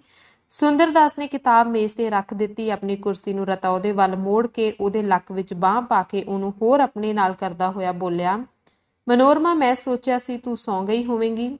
ਮਨੋਰਮਾ ਬੋਲੀ, ਨੀਂਦਰ ਨਹੀਂ ਸੀ ਆਈ ਬਾਬੂ ਜੀ। ਬੈਠ ਜਾ, ਕਹਿ ਕੇ ਸੁੰਦਰ ਦਾਸ ਨੇ ਪਰੇ ਪਈ ਹੋਈ ਕੁਰਸੀ ਖਿੱਚਣ ਲਈ ਹੱਥ ਵਧਾਇਆ, ਪਰ ਇਸ ਤੋਂ ਪਹਿਲਾਂ ਹੀ ਮਨੋਰਮਾ ਅਨਿਆਣੇ ਬਾਲਾਂ ਵਾਂਗ ਉਸੇ ਦੀ ਕੁਰਸੀ ਤੇ ਬੈਠ ਗਈ। ਇਤਨੀ ਲਾਤਕਲਫੀ। ਸੁੰਦਰ ਦਾਸ ਦੇ ਦਿਲ ਵਿੱਚ ਇੱਕ ਵਾਰੀ ਖਿਆਲ ਆਇਆ, ਪਰ ਜਦ ਉਸਨੇ ਮਨੋਰਮਾ ਦੀਆਂ ਅੱਖਾਂ ਵਿੱਚ ਬਾਲ ਪ੍ਰੇਮ ਦਾ ਰੰਗ ਮੌਲਦਾ ਵੇਖਿਆ ਤਾਂ ਉਸਨੂੰ ਕੁਝ ਵੀ ਸੋਚਣ ਜਾਂ ਆਖਣ ਦੀ ਲੋੜ ਨਾ ਰਹੀ। ਮਨੋਰਮਾ ਇਸ ਵੇਲੇ ਕਿੱਥੇ ਸੀ? ਸੁੰਦਰ ਦਾਸ ਦੇ ਕਮਰੇ ਵਿੱਚ? ਨਹੀਂ, ਬਹੁਤ ਦੂਰ, ਬੰਦ ਕਰਕੇ ਵੀ ਤੇ ਸਮੇਂ ਕਰਕੇ ਵੀ। ਉਸਨੂੰ ਇਸ ਵੇਲੇ ਆਪਣਾ ਆਪ, ਆਪਣਾ ਨਾਮ, ਆਪਣੀ ਉਮਰ ਤੇ ਆਪਣੀ ਹਾਲਤ ਸਭ ਕੁਝ ਭੁੱਲਿਆ ਹੋਇਆ ਸੀ। ਉਹ ਆਪਣੇ ਆਪ ਨੂੰ ਉਹੀ 11-12 ਵਰ੍ਹਿਆਂ ਦੀ ਮੁੰਨੋ ਸਮਝ ਰਹੀ ਸੀ ਤੇ ਬੈਠੀ ਕਿੱਥੇ ਸੀ? ਸੁੰਦਰ ਦਾਸ ਦੇ ਕਮਰੇ ਵਿੱਚ ਨਹੀਂ, ਧਰਮਸਾਲਾ ਦੀਆਂ ਪਹਾੜੀਆਂ ਘਾਟੀਆਂ ਵਿੱਚ ਇੱਕ ਚਾਂਦੀ ਉਛਾਲਦੇ ਚਸ਼ਮੇ ਦੇ ਕੰਢੇ। ਉਹ ਸੁੰਦਰ ਦਾਸ ਦੇ ਨਾਲ ਬੈਠੀ ਗਿੱਠ ਨਾਲ ਉਸਦਾ ਸਰੀਰ ਮਿਣ ਲੱਗੀ। 1 2 3 ਮੁੰਨੋ, ਇਹ ਕੀ ਕਰ ਰਹੀ ਹੈ ਤੂੰ? ਸੁੰਦਰ ਦਾਸ ਨੇ ਉਹਨੂੰ ਪੁੱਛਿਆ, ਪਰ ਇਸ ਦਾ ਜਵਾਬ ਉਹਨੂੰ ਆਪਣੇ ਅੰਦਰੋਂ ਹੀ ਮਿਲ ਗਿਆ ਜਦ ਬਿਨ ਖਿਆਲਿਆਂ ਹੀ ਉਸਦੇ ਮੂੰਹੋਂ ਮਨੋਰਮਾ ਦੇ ਥਾਂ ਮੁੰਨੋ ਨਿਕਲ ਗਿਆ। ਬਾਬੂ ਜੀ, ਚੰਗੇ ਬਾਬੂ ਜੀ, ਚਲੋ ਚੱਲੀਏ। ਉਸਨੇ ਉਸੇ ਤਰ੍ਹਾਂ ਗਿੱਠਾਂ ਵਾਂਦਿਆਂ ਹੋਇਆਂ ਸੁੰਦਰ ਦਾਸ ਦੀਆਂ ਅੱਖਾਂ ਵਿੱਚ ਤੱਕ ਕੇ ਕਿਹਾ, ਕਿੱਥੇ ਮੁੰਨੋ? ਸੁੰਦਰ ਦਾਸ ਨੇ ਉਹਦੀ ਠੋਡੀ ਫੜ ਕੇ ਪੁੱਛਿਆ। ਉੱਥੇ ਬਾਬੂ ਜੀ, ਝਰਨੇ ਦੇ ਕੰਢੇ। ਕੀ ਕਰੇਂਗੀ ਮਨੋਰਮਾ ਉੱਥੇ? ਨਹੀਂ ਬਾਬੂ ਜੀ, ਉਹ ਬੋਲੀ, ਮੈਨੂੰ ਮੁੰਨੋ ਸੱਦਿਆ ਕਰੋ। ਅੱਛਾ ਮੁੰਨੋ ਸਹੀ, ਕੀ ਕਰੇਂਗੀ ਉੱਥੇ ਜਾ ਕੇ? ਅਸੀਂ ਖੇਡਿਆ ਕਰਾਂਗੇ ਬਾਬੂ ਜੀ। ਪਰ ਮੁੰਨੋ, ਹੁਣ ਤੇਰੀ ਉਮਰ ਖੇਡਣ ਜੋਗੀ ਨਹੀਂ। ਸੱਚਮੁੱਚ? ਮਨੋਰਮਾ ਦੇ ਦਿਲ ਨੇ ਕਿਹਾ ਤੇ ਉਸਦੀ ਉਹ ਕਲਪਿਤ ਦੁਨੀਆ ਅਲੋਪ ਹੋ ਗਈ। ਉਸਨੇ ਆਪਣੇ ਆਪ ਵੱਲ ਤੇ ਫਿਰ ਸੁੰਦਰ ਦਾਸ ਵੱਲ ਤੱਕਿਆ। ਉਸਦੀ ਨਿਰਾਸ਼ ਨਜ਼ਰ ਸੁੰਦਰ ਦਾਸ ਦੀਆਂ ਅੱਖਾਂ ਤੇ ਗੱਡੀ ਰਹੀ, ਮਾਨੋ ਉਹਨਾਂ ਦੀਆਂ ਪੁਤਲੀਆਂ ਵਿੱਚ ਉਹਨੂੰ ਕੋਈ ਤਸਵੀਰ ਪਈ ਦਿਸਦੀ ਸੀ। ਉਹ ਬੋਲੀ, ਪਰ ਬਾਬੂ ਜੀ, ਕੀ ਤੁਹਾਡੀ ਨਜ਼ਰ ਵਿੱਚ ਮੈਂ ਬਦਲ ਗਈ ਵਾਂ? ਨਹੀਂ ਮੁੰਨੋ, ਸੁੰਦਰ ਦਾਸ ਨੇ ਉਸਦੇ ਸਿਰ ਨੂੰ ਆਪਣੇ ਮੋਢੇ ਨਾਲ ਜੋੜ ਕੇ ਕਿਹਾ, ਮੇਰੀਆਂ ਨਜ਼ਰਾਂ ਵਿੱਚ ਤੂੰ ਉਹੀ ਹੋਏ। ਫਿਰ ਤੁਸੀਂ ਕਿਉਂ ਨਹੀਂ ਚੱਲਦੇ? ਅਸੀਂ ਖੇਡਿਆ ਕਰਾਂਗੇ, ਗਾਇਆ ਕਰਾਂਗੇ, ਨਹਾਇਆ ਕਰਾਂਗੇ। ਕਹਿੰਦਿਆਂ ਕਹਿੰਦਿਆਂ ਮਨੋਰਮਾ ਦੇ ਦੋਵੇਂ ਹੱਥ ਜੁੜ ਗਏ, ਉਂਗਲਾਂ ਆਪੋ ਵਿੱਚ ਪੀਚੀਆਂ ਗਈਆਂ। ਉਸਦੀਆਂ ਅੱਖਾਂ ਵਿੱਚ ਉਹੀ ਬਾਲ ਵਰੇਸ ਖੇਡਣ ਲੱਗੀ। ਬਾਬੂ ਜੀ, ਤੁਹਾਨੂੰ ਯਾਦ ਨੇ ਉਹ ਦਿਨ? ਸੁੰਦਰ ਦਾਸ ਦੀਆਂ ਅੱਖਾਂ ਅੱਗੋਂ ਉਹੀ ਦੁਨੀਆ ਇੱਕ ਵਾਰ ਫਿਰ ਲੰਘੀ। ਉਹ ਨਿੱਕੇ ਨਿੱਕੇ ਪਹਾੜੀ ਬਾਲਾਂ ਨੂੰ ਆਪਣੇ ਪਿਆਰ ਭਰੇ ਹਿਰਦੇ ਨਾਲ ਲਿਆਂਦਾ ਸੀ ਤੇ ਇਹ ਚੁਲਬਲੀ ਜੀ ਮੁੰਨੋ ਸਾਰਿਆਂ ਤੋਂ ਅਗੇਤਰੀ ਉਸ ਪਾਸ ਆ ਪਹੁੰਚਦੀ ਤੇ ਸੁੰਦਰ ਦਾਸ ਦਾ ਹਿਰਦਾ ਇਸ ਜਾਂਗਲੀ ਫੁੱਲ ਦੀ ਸਵੱਛ ਸੁੰਦਰਤਾ ਤੇ ਉਸਦੇ ਪਵਿੱਤਰ ਪ੍ਰੇਮ ਵਿੱਚ ਜਿਸ ਤਰ੍ਹਾਂ ਲੀਨ ਹੋ ਜਾਂਦਾ ਸੀ, ਉਸੇ ਤਰ੍ਹਾਂ ਅੱਜ ਵੀ ਹੋ ਗਿਆ। ਉਸਨੇ ਮਨੋਰਮਾ ਦੀਆਂ ਉਂਗਲਾਂ ਨੂੰ ਥਾਪੜਦਿਆਂ ਕਿਹਾ, ਯਾਦ ਨੇ। ਪਰ ਮਨੋਰਮਾ ਨੇ ਸ਼ਾਇਦ ਉਹਦੀ ਗੱਲ ਨਹੀਂ ਸੁਣੀ। ਉਸ ਦੀ ਰੂਹ ਵੀ ਉੱਥੇ ਹੀ ਫਿਰ ਰਹੀ ਸੀ ਜਦ ਉਹ ਘਰ ਵਿੱਚ ਬੈਠਿਆਂ ਜੰਗਲ ਵਿੱਚ ਬੱਕਰੀਆਂ ਚਾਰਦਿਆਂ ਤੇ ਰਾਤੀ ਸੁੱਤਿਆਂ ਹਰ ਵੇਲੇ ਇਸੇ ਬਾਬੂ ਜੀ ਦੇ ਖਿਆਲਾਂ ਵਿੱਚ ਮਗਨ ਰਹਿੰਦੀ ਸੀ। ਮੁੰਨੋ, ਕਿਸਮਤ ਨੇ ਤੇਰੇ ਨਾਲ ਇਹ ਠੱਗੀ ਕਿਉਂ ਕੀਤੀ? ਸੁੰਦਰਦਾਸ ਨੇ ਉਹਨੂੰ ਪੁੱਛਿਆ। ਐਤਕੀ ਮਨੋਰਮਾ ਨੇ ਸੁਣਿਆ, ਉਸ ਦਾ ਦਿਲ ਰੋ ਉੱਠਿਆ। ਸੱਚਮੁੱਚ ਠੱਗੀ, ਬੜੀ ਭਾਰੀ ਠੱਗੀ। ਤੇ ਇੱਕ ਵਾਰੀ ਫੇਰ ਪਤੀ ਦਾ ਉਹ ਪਿਆਰ ਵਰਸਾਉਂਦਾ ਰੁਲਿਆ ਤੇ ਮੁਰਝਾਇਆ ਚਿਹਰਾ ਉਸ ਦੀਆਂ ਅੱਖਾਂ ਅੱਗੇ ਫਿਰਨ ਲੱਗਾ। ਉਹ ਕੁਰਲਾ ਉੱਠੀ, ਬਾਬੂ ਜੀ, ਮੇਰਾ ਕਲੇਜਾ ਪਾਟ ਜਾਏਗਾ। ਸੁੰਦਰਦਾਸ ਨੇ ਉਹਨੂੰ ਛੋਟੇ ਬੱਚਿਆਂ ਵਾਂਗ ਪਿਆਰਿਆ, ਪੁਚਕਾਰਿਆ ਤੇ ਪੁੱਛਿਆ, ਕਿਸ ਤਰ੍ਹਾਂ ਸਮੇਂ ਦੀਆਂ ਖੂਨੀ ਲਹਿਰਾਂ ਨੇ ਨਿੱਕੀ ਜਿਹੀ ਸੋਲ ਜਿਹੀ ਜਿੰਦੜੀ ਨੂੰ ਉੱਥੋਂ ਚੁੱਕ ਕੇ ਇੱਥੇ ਲਿਆ ਸੁੱਟਿਆ। ਹੁਣ ਮਨੋਰਮਾ ਸ਼ਾਂਤ ਸੀ, ਅਡੋਲ ਤੇ ਸੌਖੀ। ਉਸਨੇ ਸੰਖੇਪ ਵਿੱਚ ਆਪਣੀ ਜੀਵਨੀ ਸੁਣਾਈ। ਬਾਬੂ ਜੀ, ਮੇਰੇ ਲਈ ਮਾਂ ਦਾ ਦਮ ਸੀ। ਇੱਕ ਵਾਰੀ ਸਿਆਲ ਦੀ ਠੰਡ ਨਾਲ ਉਹਨੂੰ ਨਮੂਨੀਆ ਹੋ ਗਿਆ ਤੇ ਉਹਨੂੰ ਲੈ ਗਿਆ। ਮੈਂ ਇਕੱਲੀ ਰਹਿ ਗਈ। ਚਾਚੀਆਂ ਤਾਈਆਂ ਨੇ 4 ਦਿਨ ਵਾਲਾਂ ਚੁੱਕੀਆਂ ਪਰ ਸਾਰੀਆਂ ਅੱਕ ਗਈਆਂ। ਅਖੀਰ ਉਹਨਾਂ ਨਾਲ ਮੇਰਾ ਸੰਯੋਗ ਹੋ ਗਿਆ। ਉਹ ਕਾਂਗੜੇ ਦੇ ਇੱਕ ਦਫ਼ਤਰ ਵਿੱਚ ਕਲਰਕ ਸਨ। ਮੈਨੂੰ ਉਹਨਾਂ ਪੜ੍ਹਾਇਆ, ਸਿਖਾਇਆ, ਕੁਝ ਤੋਂ ਹੱਥੋਂ ਪੜ੍ਹੀ ਸਾਂ। ਉਸ ਤੋਂ ਬਾਅਦ ਉਹਨਾਂ ਦੀ ਨੌਕਰੀ ਛੁੱਟ ਗਈ। ਮੈਨੂੰ ਲੈ ਕੇ ਆਪਣੇ ਸ਼ਹਿਰ ਸਿਆਲਕੋਟ ਚਲੇ ਗਏ। ਉੱਥੇ ਵੀ ਰੋਜੀ ਨੇ ਟਿਕਣ ਨਾ ਦਿੱਤਾ। ਰੁਲਦੇ ਖੁਲਦੇ ਇੱਥੇ ਆਏ। ਇੱਥੇ ਮੇਰਾ ਸਭ ਕੁਝ ਲੁੱਟਿਆ ਗਿਆ। ਕਹਿੰਦਿਆਂ ਇੱਕ ਵਾਰੀ ਫਿਰ ਮਨੋਰਮਾ ਦਾ ਦਿਲ ਉਮੰਡ ਆਇਆ ਤੇ ਗਲਾ ਭਰ ਕੇ ਉਹ ਫਿਰ ਆਪਣੀ ਪਹਿਲੀ ਗੱਲ ਨੂੰ ਦੁਹਰਾਉਣ ਲੱਗੀ। ਬਾਬੂ ਜੀ, ਦਿਲ ਹੁੱਸੜ ਗਿਆ ਏ। ਇੱਕ ਵਾਰੀ ਫਿਰ ਤੁਹਾਡੇ ਨਾਲ ਵਤਨ ਵੇਖਣ ਨੂੰ ਜੀ ਕਰਦਾ ਏ। ਚੱਲੋਗੇ? ਚੱਲਾਂਗਾ ਮਨੋਰਮਾ, ਉਸਨੇ ਪਿਆਰ ਨਾਲ ਕਿਹਾ। ਮਨੋਰਮਾ ਨੇ ਅੱਖਾਂ ਵਿੱਚ ਨਿਰਾਜ਼ਗੀ ਦੀ ਚਮਕ ਲਿਆ ਕੇ ਕਿਹਾ, ਮੁੰਨੋ ਕਿਹਾ ਕਰੋ ਬਾਬੂ ਜੀ। ਮੈਂ ਭੁੱਲ ਗਿਆ, ਸੁੰਦਰਦਾਸ ਨੇ ਕਿਹਾ, ਫਿਰ ਨਹੀਂ ਕਹਾਂਗਾ। ਇਸ ਵੇਲੇ ਉਹਨਾਂ ਨੂੰ ਪ੍ਰੀਤਮ ਸਿੰਘ ਅੰਦਰ ਆਉਂਦਾ ਦਿਸਿਆ। ਧੰਨਵਾਦ।